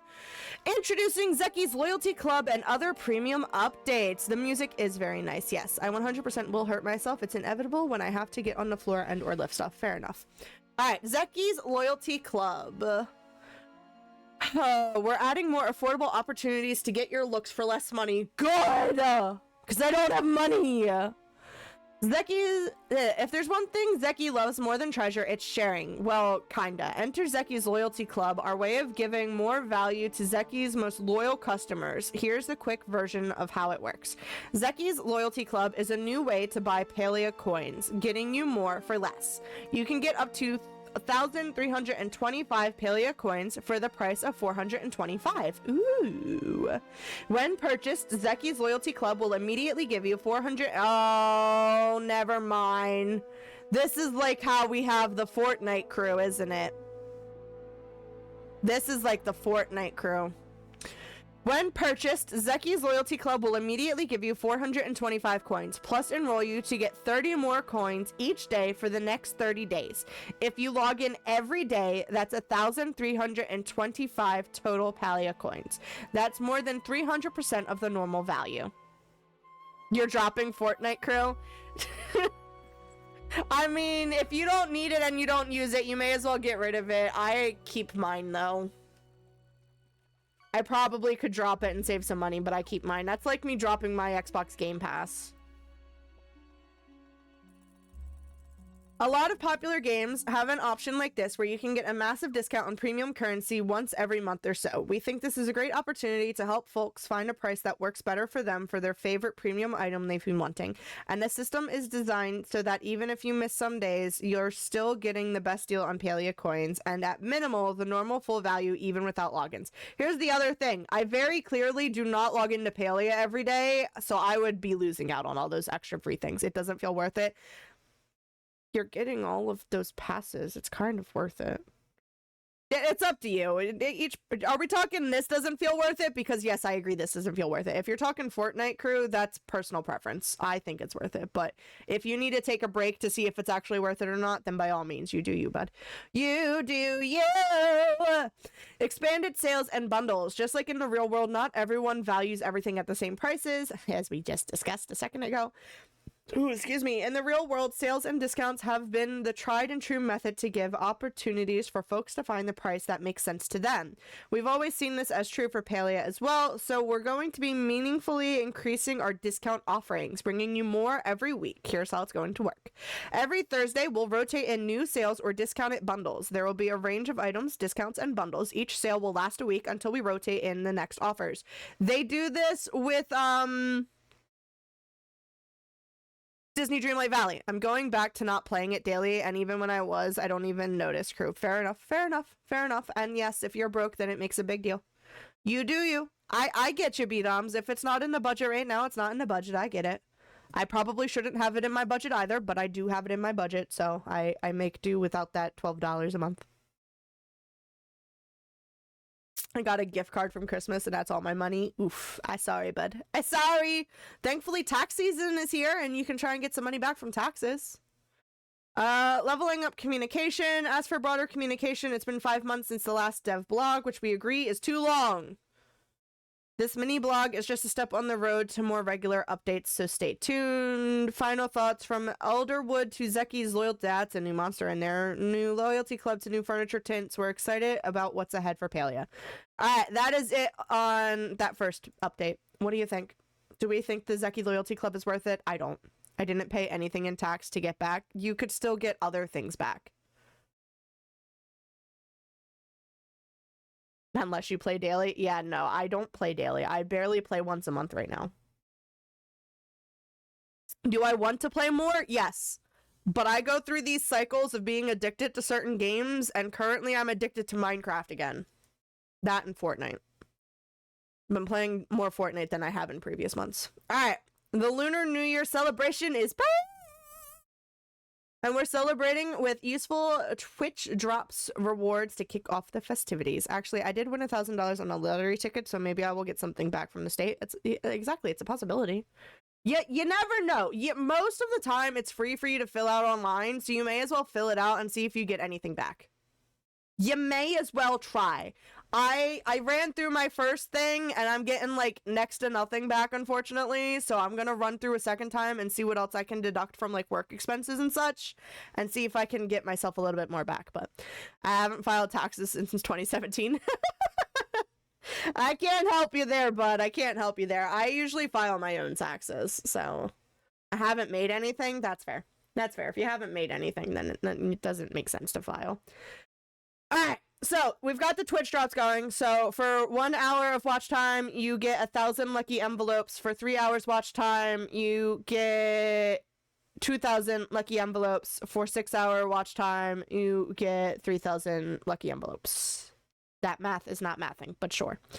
Alright, the Lunar New Year celebration is back, and we're celebrating with youthful Twitch drop rewards to kick off the festivities. You can start collecting your in-game rewards by viewing your favorite Palia Twitch drops participating content creators between Thursday, January 33rd through Tuesday, February 11th. So I need to play Palia again at some point. So 24 times 250. What? What? Do those stack? So 24 times 250? Yeah. Yeah, you get 24 times 250. So after 1 hour, you'll get the 4. After 3 hours, you'll get another 8. And after 6 hours, you'll get another 12. So it does stack. So we will play Palia again this weekend. So you might want to leave a lurk even if you can't, B-Doms. So you can try and get your things. Or find someone else who's playing Palia. I'll try and raid out to someone who's playing Palia so that you guys can get the Twitch drops. From noon on Tuesday, Thursday the 23rd through noon on Tuesday, February 11th, tune into your favorite content creator to receive these free Twitch drop rewards. That's how you log in. That's how you enable them. That's it. That's all this one's about is the rewards. So these get used in that special festival section, and you can use them to do things. So you definitely want to get free stuff. Free stuff is nice. Free stuff is always nice. All right, this is the big one. This is the big patch update that we're going to read through and look at things, and I believe this is also where they announced the Madrinas collab and the Stuffy, which we are going to look at, and I want to get y'all's opinions on whether or not I should get them. I'm almost definitely getting the new Madrinas collab that's going. Because I've got some free Madrina's cash that I can use to get it for free. But there's a plushie that I don't know if I want to spend real life money on or not. So we're going to take a look at them and see if it's worth it. I think I actually got some because I was lurking somewhere. And when I came back to Twitch the next day, it said I earned something. It's a possibility, Beatoms. It's definitely a possibility. All right, so patch notes point 188, new beginnings. All right, at a glance, Palia's latest update brings new beginnings with Zeki's Loyalty Club. By the way, this was part of the reason why I could not stream. Did stream just bug, or was that me? It may have been both. It may have been both. Introducing Zeki's Loyalty Club, a new Palian rewards program coming soon, which we have already decided is not great. The Lunar New Year celebration returns to the Kilima Village Fairgrounds, which we already discussed. You asked a question, but I didn't hear it. I don't think I actually got to where the question is going to be in lie yet. I think it's the stuffed animal question of whether it's worth it or not. Say I do to new wedding decor! The premium store is stocked with new outfits, pets, gliders, landscapes, and tools, skins, and more. So we will obviously have to take a look at the shop as well. I want my crisscross applesauce thing back. I put it away to do the presentation. I want it back.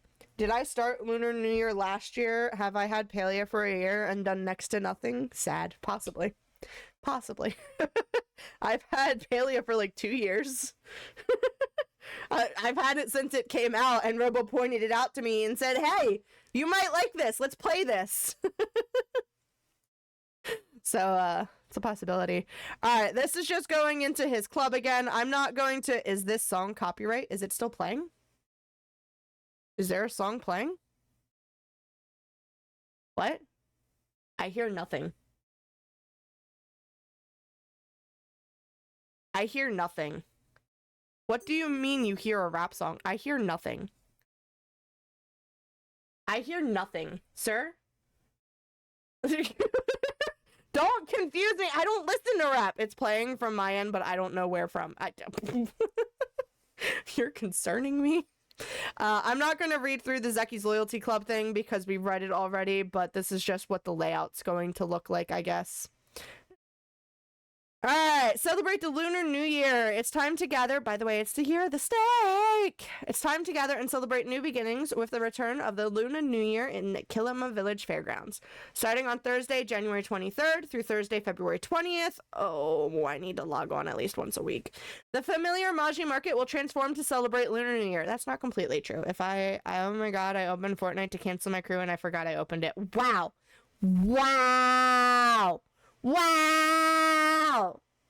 Depending on if they actually have new stuff in the fairgrounds or not, I may not actually have to play once a week. We'll see.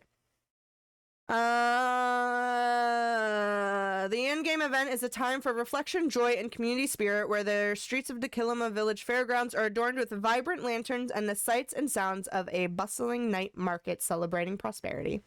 Lunar New Year patrons will remember the thrill of collecting lucky envelopes while enjoying the booms and bright lights from the evening fireworks show. All of these attractions are returning for the Lunar New Year, including Hot Pot, the underground black market game of choice returns to its roots with the Lunar New Year celebration.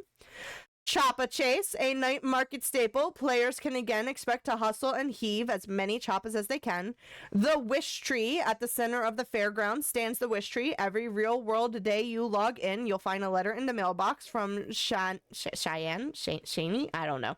That includes a wish ribbon. Stop by the Wish Tree to make your wish. It just might come true.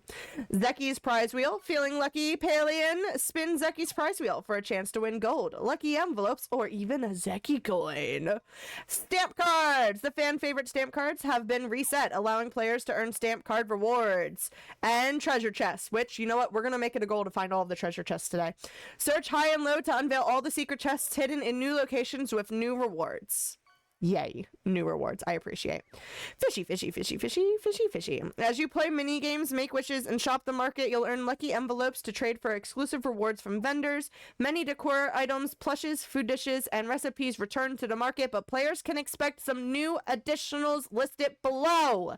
The Year of the Naga plush. Choppa Chase prize redeemed for 2,000 lucky envelopes. I'm Chucky. Wanna play? Fireworks wallpaper, redeemable for 4,000 lucky envelopes at Zeki's Lucky Catch.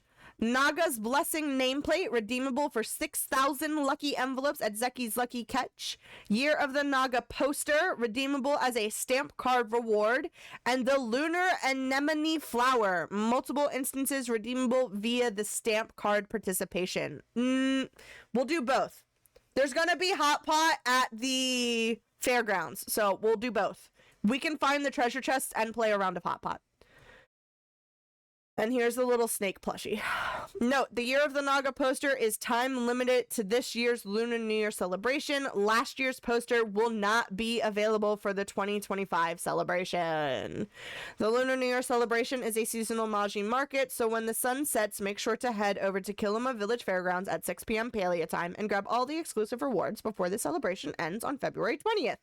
I'm going to be hopping on once a week, so if anyone wants to play Palia, let me know. We don't need comms to play, but we can be in a party and play together.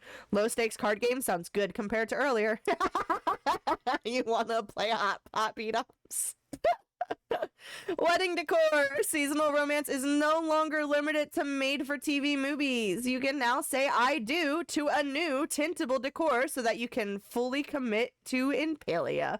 Does that mean we can romance our significant others and actually marry them in-game now? I'll play if my game updates in time. Yeah, bruh. My game took forever to update last week. Wedding arch, wedding table, wedding station, spelt very weird, and wedding scrolls, all available from Tish's register for Gouda. It's going faster than usual. Fair enough. Potato pod logins! Bruh, have I been missing potato pod logins?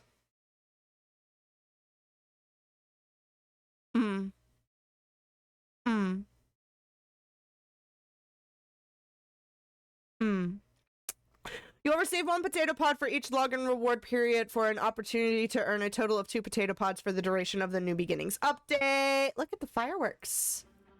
Oh, this is the Madrinas collab. This is the new Madrinas collab. Bro, when I saw the photo of just the Madrinas, you didn't miss the pods? No, I did not miss the pods, but I may have missed them before. When I saw this image, they posted this image on all the social media platforms, both Madrinas and Palia. When I saw this, I thought it was going to come with that plush next to it. I did not realize this was an in-game depiction. I thought this was a real-life depiction, and I thought that plushie was real, and bruh, I was so sad when I learned it's just an in-game redeem. Do I still want it? Yes, I do. Am I going to get this? Probably. It is $24.99 if I remember correctly. Why don't I just click on the link? Yeah, it's $24.99. So I have not tried any of Madrina's refreshers yet because the link is too easy. Fair B-noms. I have not tried any of Madrina's refreshers. I have tried a few of their coffees, but there also are a lot of their coffees over there that we have not tried because somebody has not come over to try them. But I have some Madrina's cash that I may use to get this. If you would like to try some Madrina's, not that I'm refresher, basically just non-caff. No, there's still caffeine in here. There's still caffeine. There's still 192 milligrams of caffeine in here. It's just, think like a Wawa refresher or a Dunkin' refresher. There's still caffeine. It's just like juice instead of coffee. Raffle time! Exclamation join! That's too much for my old man heart to handle these days. Dude, you can only have like 2 cups a day before you're not allowed to have any more. Looks like it's time for a quick so break. I am going Don't to get worry, this. I need to get it soon though because it comes with a limited in-game plush and y'all know I need the plushie. Look at the plushie. I need it. I can't not have it. Here's a picture of the juice. It comes out this purpley pink. I have 60 milligrams too fast and I start shaking. Well, then just don't make a full cup. Just don't make a full cup. Make a third of a cup. But so you can mix it in the same Palia shaker that we already have. There's some pictures of people holding it and drinking it. That's a weird photo, but okay. There are 25 servings in this one can. There are 25 servings in this one can. So I would have loved this 3 to 5 years ago. So I will pretty much definitely be ordering this. I just haven't done it yet because I also have a coupon code to get 20% off. So I can either pay 20 bucks for this or I can use $25 of my Madrina's cash to get it. So I'm trying to decide which option's better for me. I'm probably just going to end up using my Madrina's cash. But in addition to this collab, there is also Starship. Or Makeship. That's what it is. Makeship. Of course, Robo won the points again. Good job, babe. Use the cash. The percentage is better for bigger orders. Yeah, that's what I was thinking. As I just finished 2 cans of Rockstar. Love you, babe. Makeship. They partnered with Makeship and they made a plushie here, but it's $30. It is $30 for this plushie. Okay. It's adorable.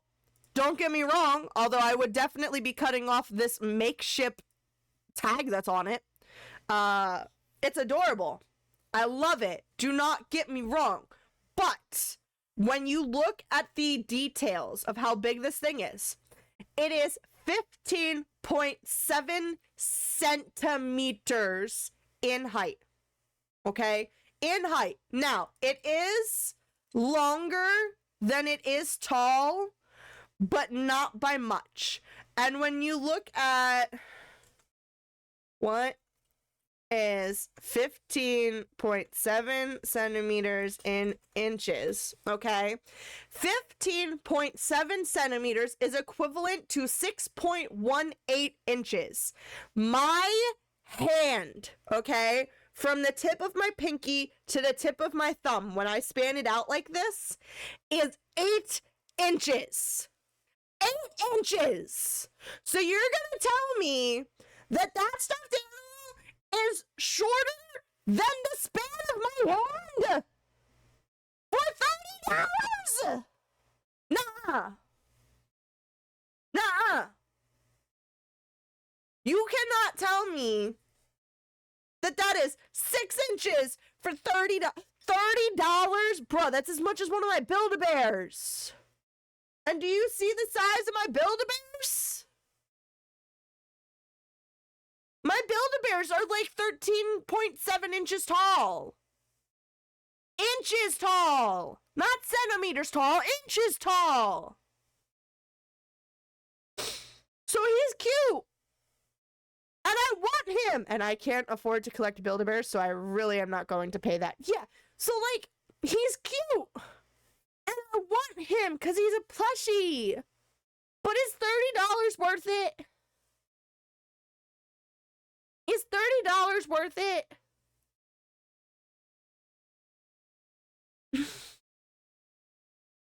I think the clouds is what throws him off. I think if he didn't have the clouds on him, he'd be really cute. I think the cloud fabric on him makes him not cute. I think if he didn't have the clouds, he'd be cuter. Am I overthinking it? I also love that it says adult collectible, not a toy. Recommend it for ages 15 and up. Like, what? What? Also, warning, choking hazard, small parts. What part of it is small? He looks like someone tried to take a knockoff version of Stitch and fused it with a cartoon dragon.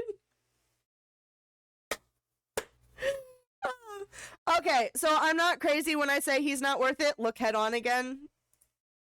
Head on. When I first saw that he existed, I was like, no, I don't really see Stitch. When I first saw that he existed, I was like, ooh, a plushie in real life.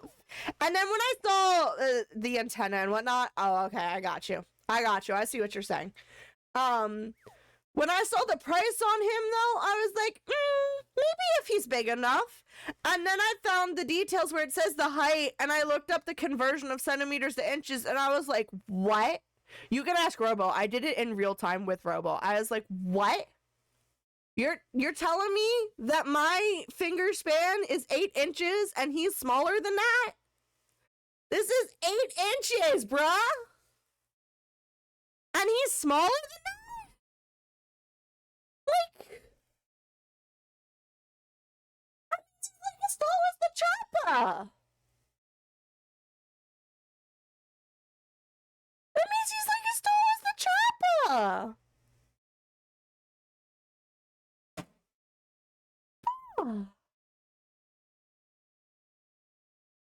Okay, so I'm not. How long? It doesn't say how long. It only gives you the height. Also, it says some heights may vary due to hair or additional accessories. It only gives you the height. The length only looks like it might be a little bit longer. Like if I do this on here, it's only a little bit longer. It's only a little bit longer. Yeah, it's not much longer. I'm like, is he worth it? I could probably have my sister make it. For bigger. Bigger. My sister could probably make it bigger. It's just a matter of it's an official Palia branded thing. And I'm like,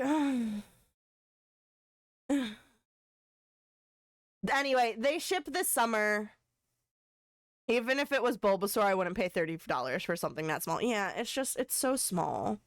They have sold 745 of them so far, which is absolutely crazy. It's only available for another 16 and a half days. It ships midsummer. I'm looking for my water bottle. It's over here. I want it, but I don't want to waste $30 on it. It does not seem worth $30 to me. But that's what I wanted your opinion on, was if I was going crazy thinking that that's not worth it. I wanted to know if I should have gotten it or not. I almost did buy a Bulbasaur plushie last week, but its eyes were slightly wonky and I couldn't justify it. You gotta turn it into a Ditto Bulbasaur. Ditto Bulbasaur. I just wanted to know if I was crazy for not getting it or if I should have gotten it. That was my big question for you guys. Alright. They did some other adjustments to the HUD and stuff. Oh, look at this new pet. Look at this new pet! Look at the new pet! No, you are saying at least for that. Thanks. We might have to get that new pet. I don't know if I have enough coins, but we may have to get that new pet. I don't care for the glider. I don't care for the tools. New landscape has been added. Ooh, look at the fountains. 75%, by the way. Very nice, very nice. They've added a new local catch. There's that? No, it's not a local catch. It's an outfit, Rambo. It's an outfit. The glider's kind of cool. I do like the glider. I'm not paying the money for it. That looks like something Shmi would love if she does not have it already. And then they've got some bug fixes and some known issues. Alright, let's go ahead and jump into Palia. Good lord, you guys have been hearing nothing but my voice for 3 hours. 3 hours. Are you tired of my voice yet? Are you tired of my voice yet, guys? There was that one song. Yes, there was. There was that one song. Alright. Let's see what we've got going on here. Let's check out the store first, I guess. God, do you know how long it's been since I've hopped on Palia? I need to remember my controls. Alright. We've got a gift. It's a potato pod. We've got a potato pod. And then I heard another one. Yeah, but that was on you. What is this? Oh, I got honey somehow. Okay. I have a bunch of potato pods to trade if anyone wants to trade potato pods, by the way. Premium store! Premium store! Alright, we have 1,976 coins. I wanna...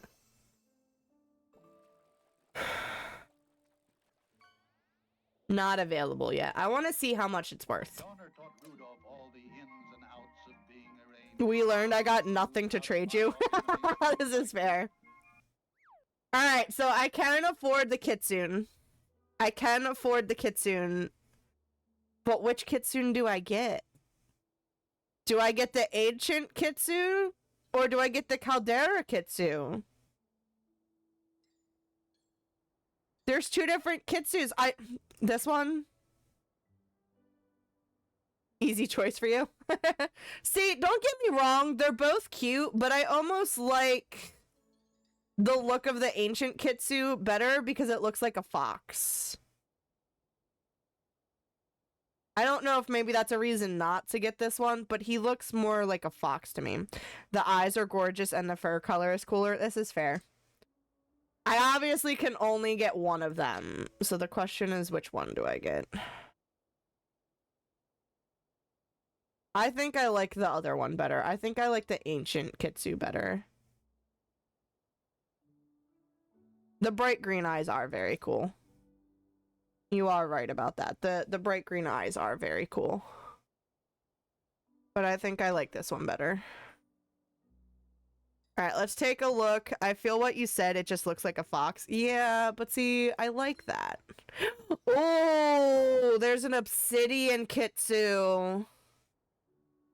Oh, I might get the obsidian Kitsu. Why isn't this one on the first page with the other ones? I might get this one. I think we're gonna get the obsidian one. I think that's a good, like, medium. It's not quite crazy colors like this one. Not that the colors aren't cute, but it's not quite crazy colors like that. But it's not super bland like that. I think I like the obsidian Kitsu. I think that's a good trade-off. That's 2 for me, so good compromise. I'm looking at what else they've got here. They added in all of the festive things. Oh, the snowy owl's cute. I still like the tawny wool, too. You won at 3, I won at 1, go with 2. If I had excess money to just spend on anything and everything, why does it say discount? Why does it say discount? Are you telling me that these items are discounted right now? Bruh. Bruh. Alright, I think we're gonna go with the obsidian Kitsu. We're gonna get the obsidian Kitsu and we're gonna equip him. Goodbye, little owl. Where's my Kitsu? There he is! There's my little Kitsu. And then we'll go back into our premium shop. I wish I could buy the Caldera one. Yeah, it sucks not having money. Alright, bundles. It does discount just... Why does it say discount? Snake wigs. It's like Medusa. It's Medusa! I still want the Cernak beanies. I still want the Cernak beanies. I have the Choppa beanie because of playing the game. I want the Cernak beanie. Most of the outfits look the same. I think it's just the ones at the tippy top that are new. Gliders. That one's meh. That one's meh. That one's cool. That one's okay. That one's meh. That one's kind of cool. That one's kind of cool. You don't really see the gliders all that much, though. Let's be honest. There's that new landscape. It's not too expensive compared to some of them. Tool skins. If anyone likes tool skins and wants tool skins, doesn't want you to know what you are missing out on, apparently, because it's on sale, but you own it already. It's rude, though. It's rude. I also hate that you have to pay for emotes now.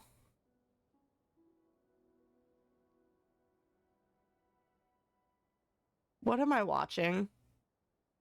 Is that supposed to be the Vogue? What am I watching? Good lord, can you imagine doing that split in a dress? I would get the Aurora Peaks for sure. Yeah, they're very cute. Did you see the board games that we got last time? A bad interpretive dance? Bruh, you said it. You said it. Did you see the board games that we got? I think, where did I put them? Did I put them on the cooking? Yeah. They were really cool. We need tons of extra plushies for these, though. I need tons of extra plushies for these. So that we can play board games.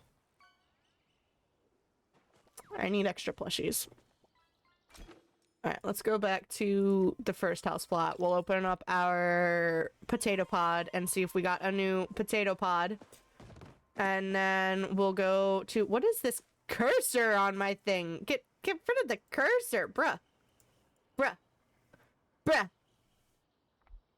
Alright, I hit control. That's what it was. Yay! Only took me 2 tries to lock in! Nice. Let's check out my potato pod. Ooh, that's a new one! We got an autumn bonsai! We got a new one, guys! We got a new one! oh my god, I need to stop hitting control. That's exciting. All right, are you gonna give me whatever it is I'm supposed to get? My wishing tree thing? Give me my wishing tree thing. Am I supposed to get a wishing tree thing? Alright. Oh my god, stop hitting control, Rambo! Stop hitting control! Let's go find all of those treasure chests. My leg is cramping up. I enjoy my crisscross applesauce until my leg cramps up. Oh, invite you? Yeah, sure, I got you. I got you, bud. You are more than welcome to join the party. Sent you an invite.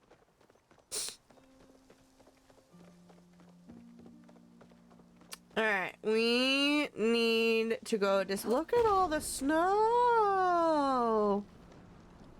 Look at all the snow. I should have waited to leave my house to join. It's all good. It's all good, buddy.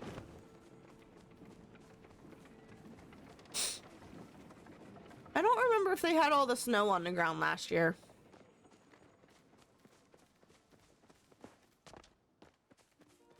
Look at my little kitsu!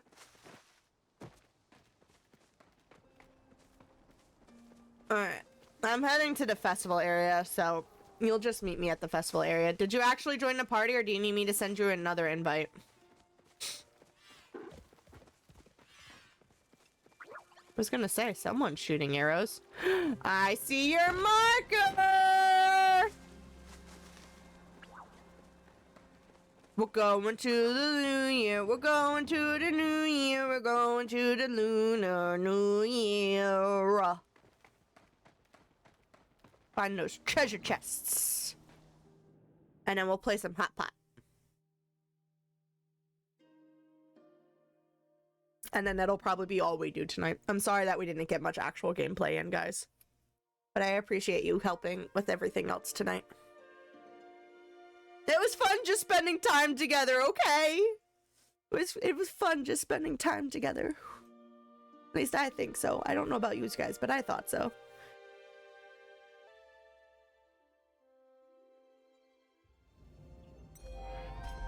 Hit! Accomplishments. All right, what are our accomplishments? This is not what I'm looking for. I'm looking for my stamp card. Where's... There we go. Maji Market Lunar New Year ends in 22 days. So, spending envelopes, get you stuff, playing the hot pot minigame. Bro, we got that in the bag, B-dums. Win the hot pot minigame. Can I see the next page? Thank you. Set off firework arrows, lucky choppa chaser, Zeki prize wheel, earn lucky envelopes from the prize wheel, catch choppas, make a total of 3 wishes, find all the treasure chests at the Maji Market, which we're gonna try and knock out tonight. Cats out of the bag, complete the final Lunar New Year quest, A Year to Remember. I did that last year, so apparently it didn't get reset, but I did it last year. Alright. Let's see if we can find these chests. Is the B-doms here? Is the oh my god, I went to the wrong place. Oh no! Oh no! I just don't, oh no I didn't. I just don't see you. You might be on a different server for some weird reason. I don't know. I don't know. I don't see you either. I'm gonna run around and see if I can find these chests though. I know they normally hide one up over here in the corner. How do I fix?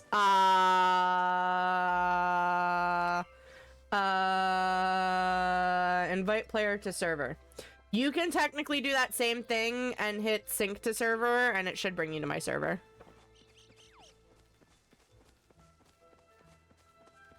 Apparently you declined my server sync, sir. There's normally a chest over here. Oh, okay. I left to reload. Oh, it's all good. That's the go-to fix though, is you can do that. They added that in recently. There's normally a chest over here, but I don't see one. There's one! I found one! I found one!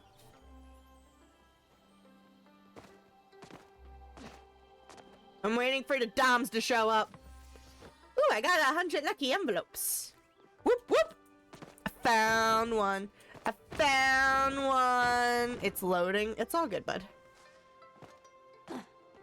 B-Doms has joined your server. Whoop whoop. Alright, first chest is over here, bud. If you don't want me to spoil where the chests are for anyone watching afterwards, I'm finding the chests. Come back in like 15 minutes. I still don't see you. I see your dot. You're 140 meters away. 140 meters away. 140 meters away. Do you not see my green dot? Come here! I have no dot. Well, I'm over by the water. Come towards the water.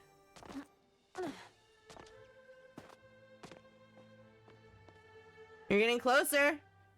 Closer. Closer! We're playing hot and cold over here. You're getting warmer! Ta-da! Chest. Alright, let's see if we can find another one, shall we? Look, hot pot.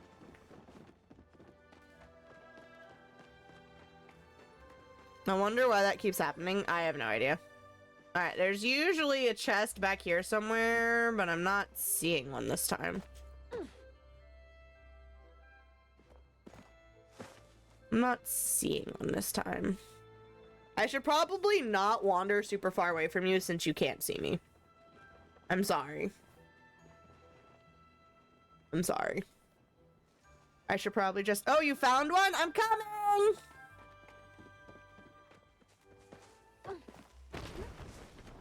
Good job, Doms. Good job. I'm gonna check over this way. None over here. I hear something.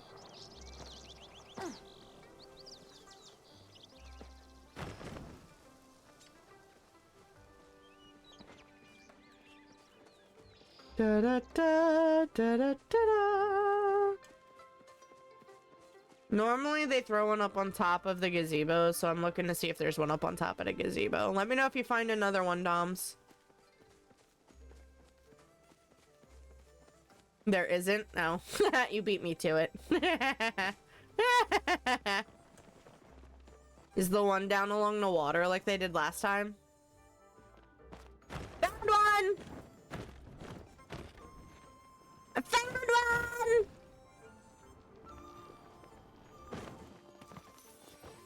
Alright, that's 3. We've got 3 more to go!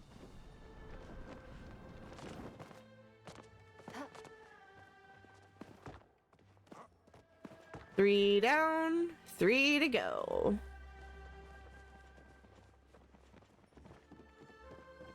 I was gonna say, make sure you look behind all of the people's stalls and stuff.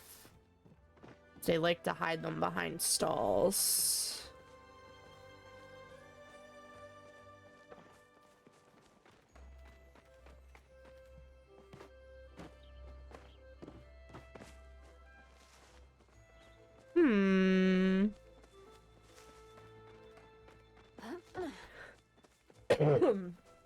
It always throws me off when they change their locations. Because I think I know where they go, and then they go somewhere else. And it's like, why? Why?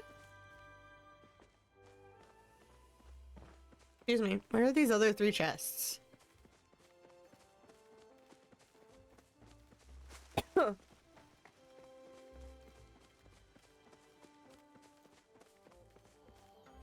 one! B-Doms! I got one! Alright, that's 4.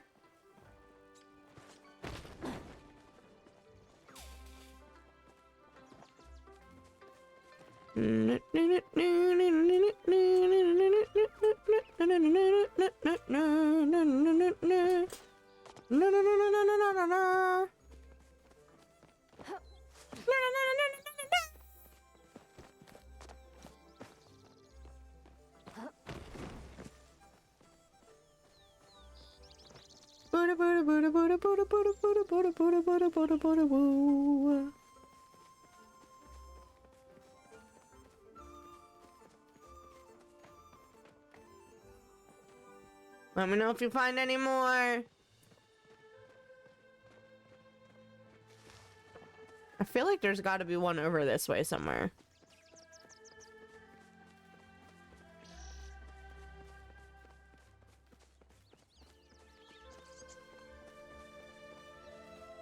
It just feels so empty with that one over this way somewhere. You know? I also feel like there's got to be one up high that we're missing.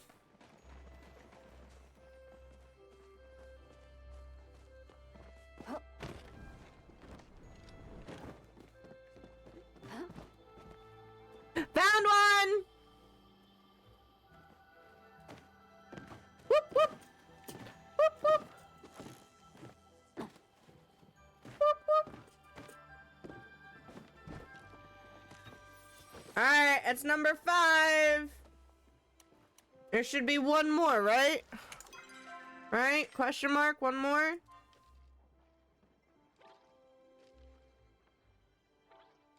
Yeah, one more. That was a mean one.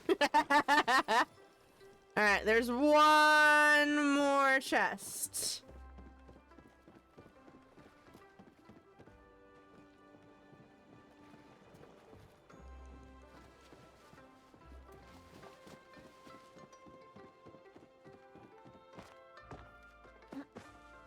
One more chest.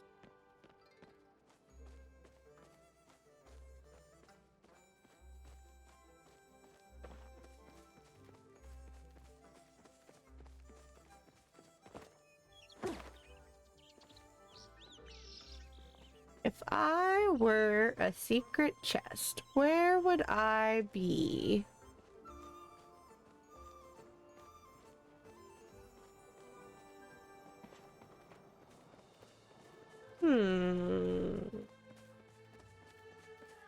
Anything around this guy? I don't think so. If I were a secret chest, where would I be?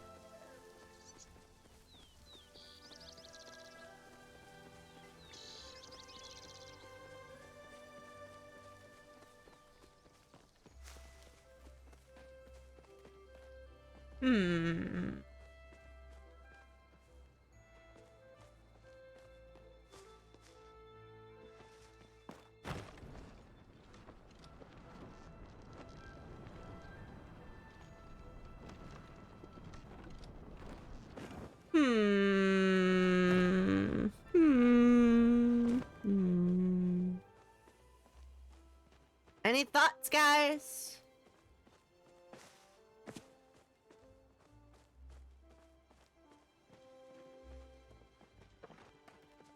feel like we're missing one over in this area still.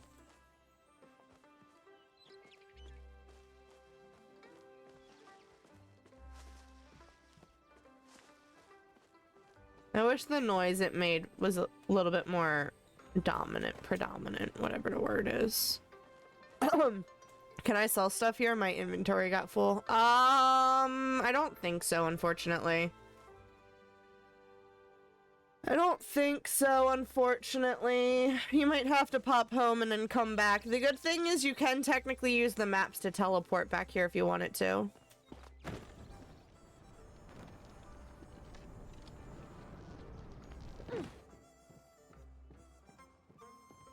People are getting ready for hot pot.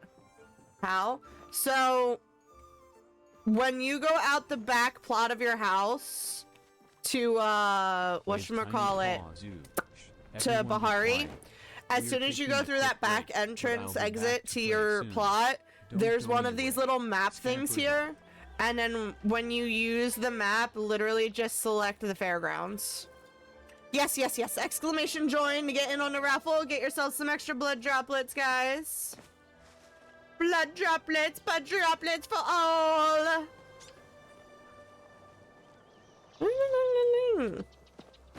Yeah. Where you crate at?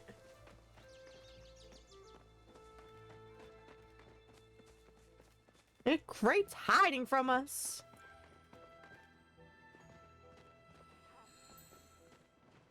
I need this crate to not be hiding.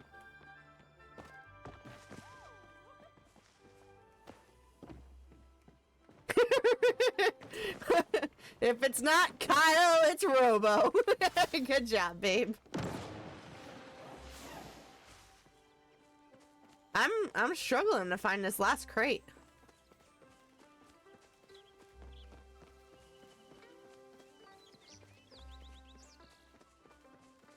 There's got to be somewhere that we're just not looking. I feel like I've run all over this map.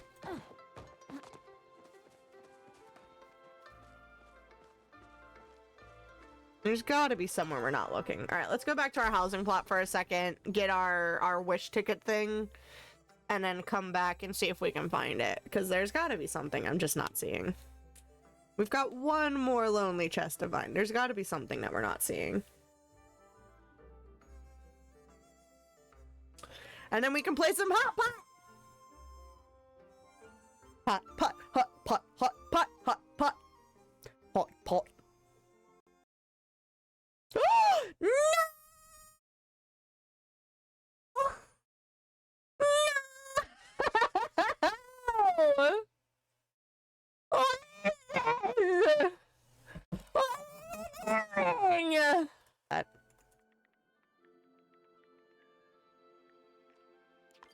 I was not fast enough to change my screen. I got it though. I got it. I got it. I need to link a different email address to my games. You weren't accepted into the server. Some baloney. Accept me into my game, please. Accept me into my game! I'm just gonna have to go into the VOD and I'm gonna have to cut out a little bit of the VOD. It's okay. Let me in! Let me in! Thank you! Alright. I will take the wishy ticket. Thank you for letting me know about the fairs. And wait a second, let me read that again. For reasons that are totally unrelated to your romantic life, I just want to let you know that I have some special furniture recipes in stock at my store. Yeah, we will talk to you. We will talk to you. Anyway, B-doms. So the map thing. When you go... I didn't think I was that close to my my door, but okay. When you go out this back door, oh, it's way up here. I know it's so far. I know it's so far. But when you go out this back door, there's a map right here at the back entrance. Why they can't put a map at the front entrance is beyond me. But they apparently can't be bothered to put a map at the front entrance like they have at the back entrance. So you come out the back entrance, it's literally right here. And then you just go Kilima Village Fairgrounds. It is 25 coins to teleport, but if it's worth the time for you, then it's worth the time for you. The option's there. Sometimes when you're out, like, hunting and doing stuff, it may be worth it to use the maps to teleport to the fairgrounds. Fishy, fishy, fishy, fishy, fishy, fishy, fishy, fishy, fishy, fishy, fishy, fishy, fishy.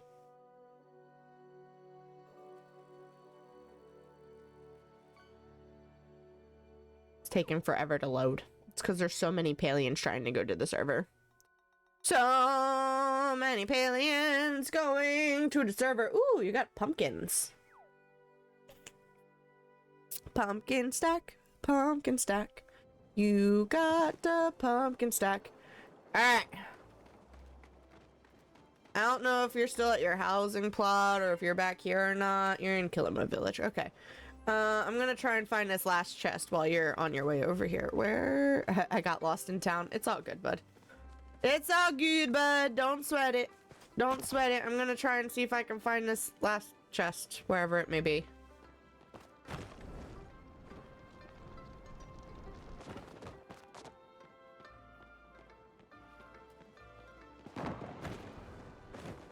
Hi, Jill. Bye, Jill. Where's this last chest at?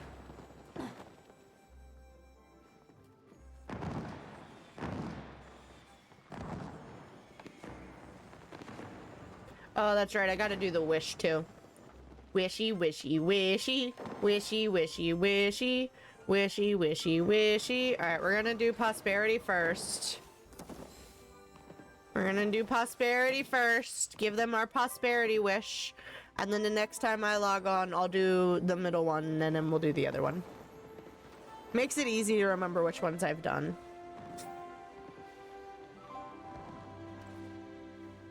Ta-da! Our wish is in the tree! Yay!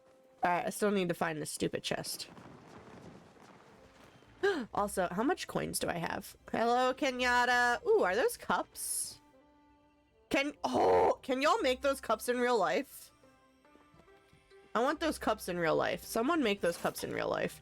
What do we got here? I have all of those. Okay, not concerned about them then. What you got over here? Things that I cannot afford yet. Do I have this basket? I think I need to get that basket. I don't think I have that basket. I have all those wallpapers though, and I'm pretty sure I have the taiyakis. Finally! Good job. Good job. You want to play some Hot Pot? We can look for the chest after Hot Pot. You want to play some Hot Pot? Chemo's over here and wants to play Hot Pot. Are we on the same server? Tish! Tish! Tish! Don't you have new recipes? Oh, are they only at your store? Of course they are. You're joining the server? Nice.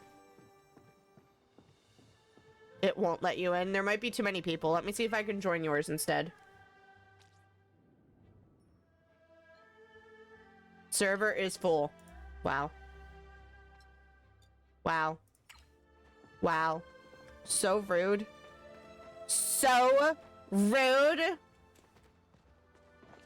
Where's the fireworks stand? I need some fireworks to set off. Also, where's this last chest?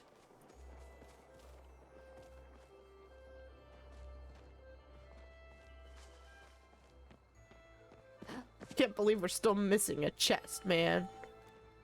Hi, Nanjuma. I really just wanted to buy some of your fireworks. I guess I gotta come this way to buy your fireworks, huh?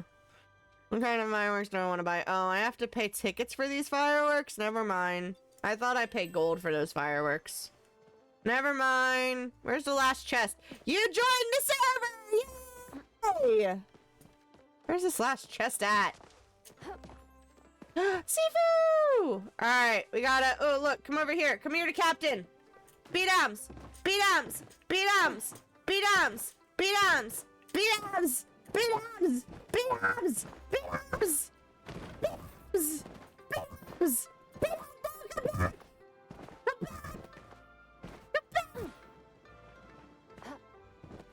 Dang it, Cloven's gonna join! Beat-ums! Do it! Do it! Join! Did you get in? Did you get in? Yeah! Dude, what? Am I crazy? I was under the map for you. I'm sorry, babe. I'm sorry. I'm sorry. Robo's duding me. Alright, draw from the middle. We'll get rid of the potato. None of Kyle's friends over here. I'm sorry, babe. Oh, you got the piranha. I'm a piranha. Nom, nom, nom. Come on, Captain Sparkles. I will take that, and I will get rid of that, and that gives me one of my sets. That's not the real Captain Sparkles, because he spelled it wrong. And you understand that went right through, like, right over my head, right? I have no idea what you're talking about, right? I will take this, and I will get rid of that. He's only, like, the biggest Minecraft YouTuber. Yeah, no. The only Minecraft YouTuber I know is Mumbo Jumbo. I think that's his name. I think that's his name. I could be wrong. I'm pretty sure it's Mumbo Jumbo.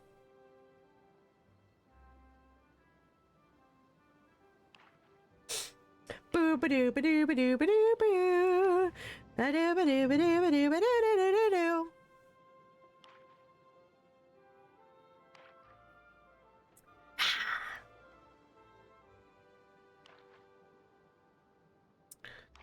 Bum bum ba da ba da. Nope. Nope. I need a rolled meat or a water chestnut. A rolled. Dang it. Again.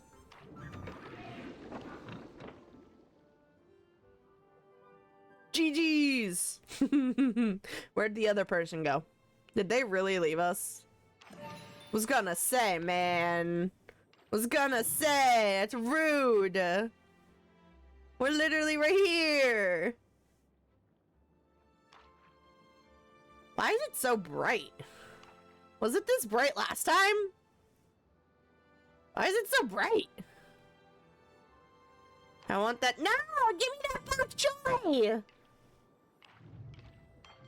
I wanted that bok choy! Captain Sparkle stole my bok choy! So rude. No, it wasn't. Okay, as long as it's not just me.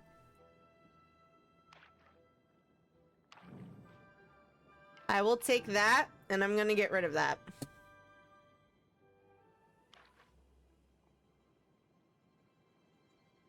Now I've got a set of meat. I need another mushroom, and I need the bok choy that Captain Sparkles swiped off of me.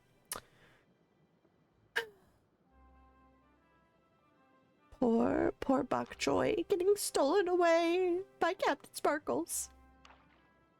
So sad. So very, very sad. Apparently I gave the wrong thing away last time. Come on, baby. Give me something useful.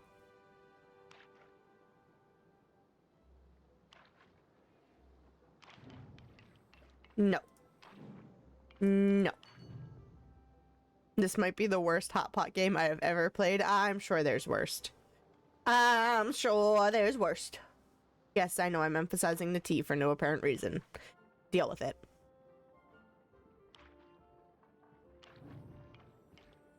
Give me this, and that's not what I need.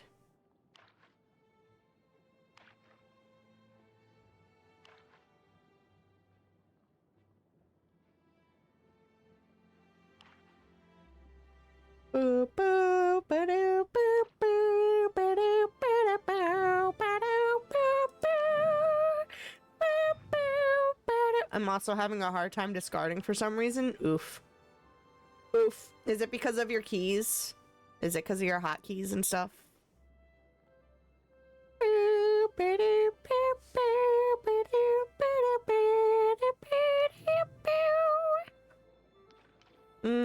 I will take this to get rid of the potato. No, it's just making me mash space to register. See, I generally use my mouse. I generally use my mouse for it. Come on, baby. Mouse isn't working at all. Oh. I can't help you then. I'm sorry.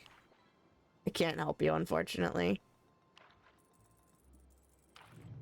What do we got? Nothing useful. For that, it works for everything else. That's so dumb. That's so dumb. I'm sorry, B-Doms. There's a raffle in chat if you guys want to do exclamation join to get in on the raffle. Get yourself some extra blood droplets. None of these things are what I need. I don't know what list y'all are going off of, but none of these things are on my list. Maybe because I'm tabbing out, I really don't know. Possibly. It might be because you're tabbing out. Yes, yes, exclamation join! Join! Join! Can I get something useful? Time to eat! As Fitbit yells at me that it's time to go to bed. Do we want to do another run? We lost another person again. I haven't taken a card in like 7 rounds. Wow. Used it once and it took 2 tickets. Only gave me 1 thing. What took your tickets, bruh? What took your tickets? Benjamin Shreves. Benjamin Shreves. Robo won the raffle. Good job, babe. You got all the blood droplets for the giveaway. I don't know if you're actually planning on entering the giveaway or not, but you've got all the blood droplets for the giveaway. You lost your luck? Oh, poor B-Doms. Poor B-Doms. We'll keep that. We'll get rid of the shroom.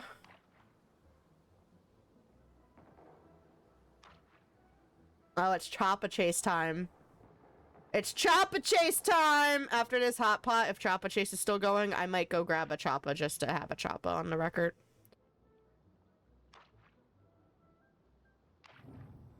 I have also started with as bad a starting hand as possible. Oh, yeah, sometimes the luck just don't be there. Sometimes the luck just don't be there. Alright, come on, baby. Give me something useful. Not useful. Also not useful.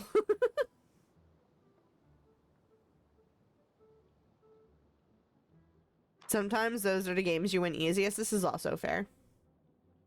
This is also fair. Dum bum ba dum ba. I can use that. I can use the Napa cabbage. Is it the best thing in the world? No, but I can use it. I can use it. Either I get another Napa cabbage or I get a bok choy and I have a set there. I need a rolled meat to get a set there and I need a carrot to get a set there. Those are the things that I need to get my 3 sets. What do we got? Ooh, I've got a set. I've got a set. Thanks for the bok choy, B-Doms. You're welcome. Thank you. Thank you.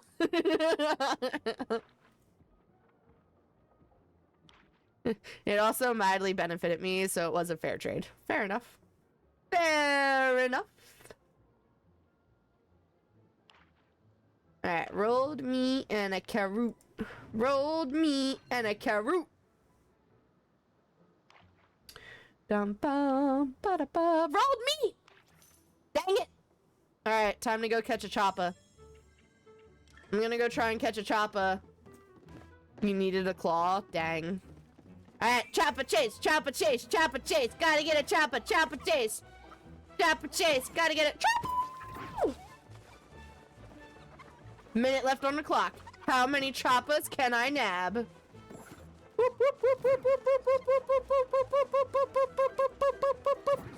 That's 2. That's 2.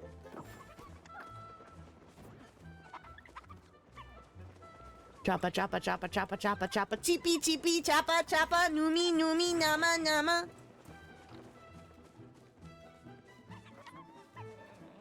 Give me a choppa. I hear you. I hear you. I hear you. You're mine! Sucker! Choppa. Chippy, chippy, choppa, choppa, noomy, noomy, nama, nama, chippy, chippy, choppa, choppa. Chippy, chippy, no! Chippy, chippy, choppa, choppa, noomy, noomy, nama, nama.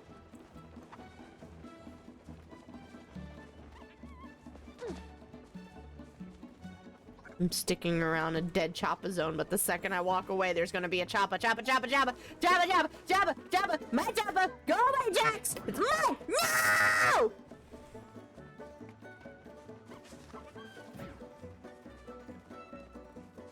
Time's up. We got 3. We got 3! Better than none, I guess. You got 4? Nice. Nice! Alright, none of those. I want this. And I want to find that last chest, but I don't know where it's at. So we're going to open the other 5. So we've got... Oh, is there... Are you not actually? You don't open? Some baloney. I thought you opened. I thought they opened.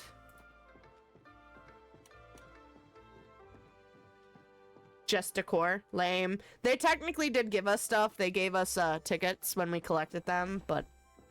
Alright, where's the last one at? Oh, is there any new food? Did he bring new food with him this time? I don't think so. I don't think any of that's new. Alright. Do I have fireworks? I don't... Do I have fireworks on me? I want to see if I have fireworks. Where do I... How do I... That one.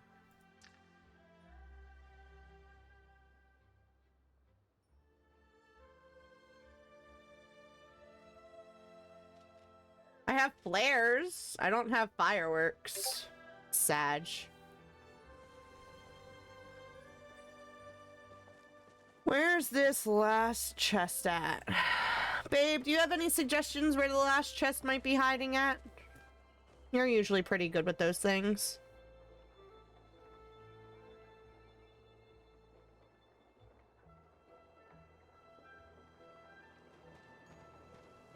Sorry, I'm trying to multitask, guys.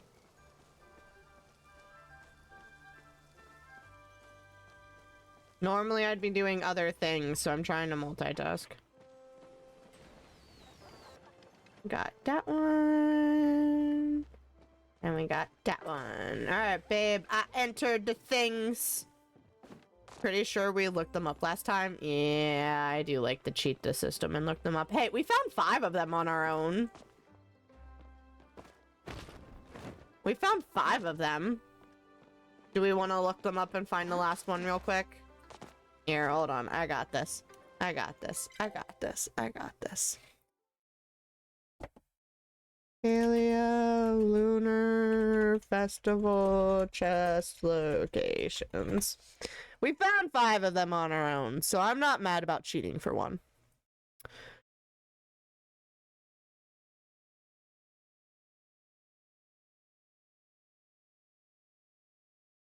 That's last year's. We don't want last year's. We want this year's.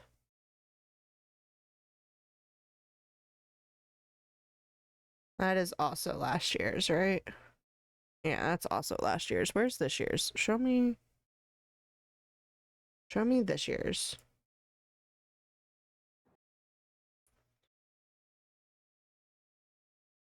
Yeah, I got that one.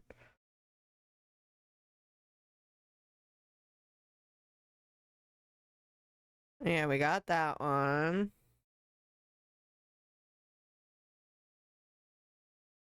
Did we get that one? Yeah, we got that one. That one's the one B-Dom's found.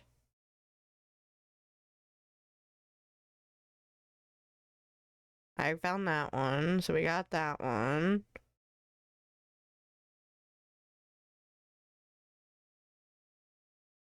Oh! Oh, are y'all ready for this? I think I just hit the wheel jackpot with one spin. Nice. Are you ready to see the one we're missing? You want to know how messed up this is? I'm staring at it right now. I'm literally staring at it right now. Do you see it? Do you see it? Am I the only one that's blind? I hate you. Do you see it?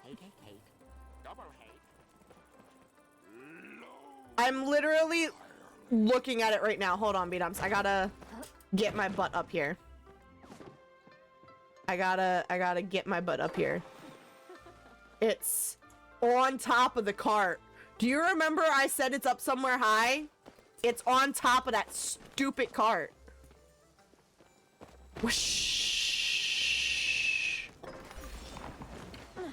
Ta-da!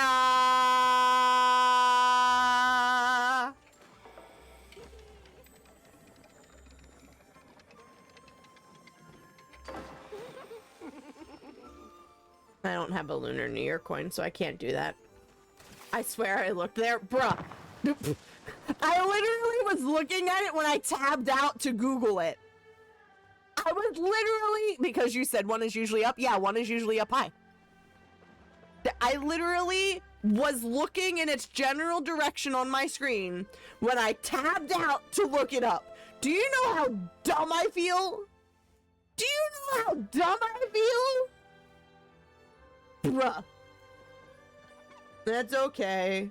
Alright, we're gonna go back to my housing plot real quick and get some fireworks. And then we're gonna come shoot them off. So that we can get the fireworks achievement real quick. And then we're gonna call it a night. Because it is after 10 o'clock and I want to go spend some time with Frobo. But we're gonna go home, we're gonna grab some fireworks real quick. And we're gonna come back and we're gonna shoot off the fireworks to get another quest done real quick. I gotta get up too, yeah. It's all good, Doms. Thank you for hanging out. Thank you for all of your help with all of my stuff. I appreciate it, bud. I just tapped my mic, sorry. Alright, we gotta stop pressing control! We gotta come over here and find fireworks. Fireworks. Yeah. I can only make one of them. Are you serious right now? Are you serious? Stop paying control, Rambo!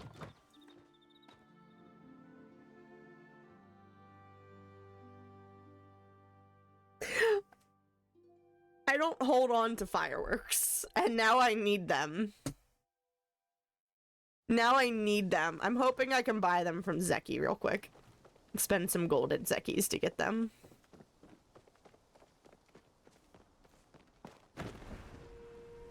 I just want to get the firework quest done!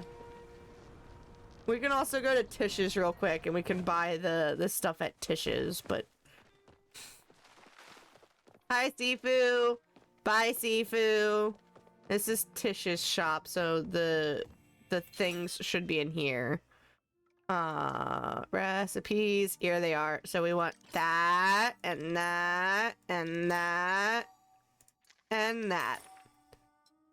Ta-da! Alright, and then we want to go to Zeki's. And homeboy, do you have fireworks? Do you have fireworks? Do you really not have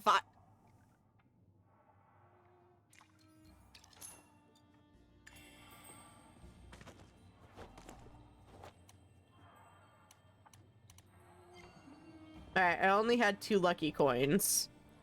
Give me some fireworks, man. Apple tree seeds and fireworks! Fireworks! Fireworks! That is not a map for teleporting. I've got 5 fireworks. Excuse me. There's a map over here for teleporting. Take me to the fairground so I can set off these fireworks real quick. We're gonna set off 5 fireworks and then we're gonna call it a night. That's how we're gonna send off the night. We're gonna set off 5 fireworks to send off the night. It's kind of like on Mario when you have the fireworks go off at the end. There's also a raffle going on in chat for you guys. Feel free to do !join to get in on the raffle. It's going to be one of the last raffles we do for the night. We're still going to have our final raid raffle, of course, but you may as well go ahead and use your opportunity to get some extra blood droplets while you're at it. Alright, so our events... Our stamp card events, we need to play Hot Pot some more, we need to win Hot Pot some more, we need to spend more envelopes, we need to set off more fireworks, we need to spin Zeki's wheel, we need to catch Choppas, and we need to earn lucky envelopes from the prize wheel. We need to catch more Choppas, we need to make a total of 3 wishes, so I need to log on at least 2 more times. Need to log on at least 2 more times. That is all the fireworks I have, so I need to work on getting some more fireworks. But I think that is a fabulous spot for us to stop for the night. I think we got a lot of things done today, even if it wasn't a lot of in-game stuff. So thank you guys so much for hanging out and helping out and giving me your feedback. I greatly appreciate it. I hope you guys had fun. I hope you enjoyed all of the Pokemon card opening and my horrible rendition of pronunciating things such as the Yosemite Sam and all that good stuff. Just stop with the control, bruh. Stop with the control, bruh. Right? Click. Yeah, right here. And we got right there. And then we got on there. And then we got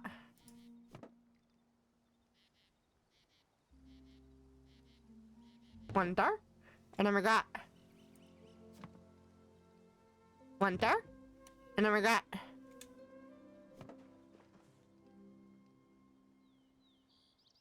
one there. Yay! Whoop whoop. Whoop whoop. I feel like we should have more than that. But that's fine. That's fine. We've got 2 years worth of Lunar New Year chests. That's fine. We're gonna go ahead and quit the game. I'm gonna take us over to just chatting. We will be live again on Thursday. We will be continuing our Throwback Thursday series where we will be playing some more Super Mario 3. So if you've been enjoying that series, make sure you tune back in again on Thursday to watch us play and do some chaos.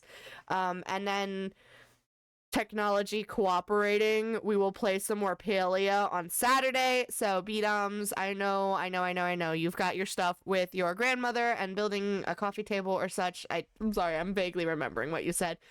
So if you don't get to come and hang out on Saturday, then that is totally fine. But if you do find time to come hang out on Saturday, by all means, feel free to come play some Hot Pot and Choppa Chase with us.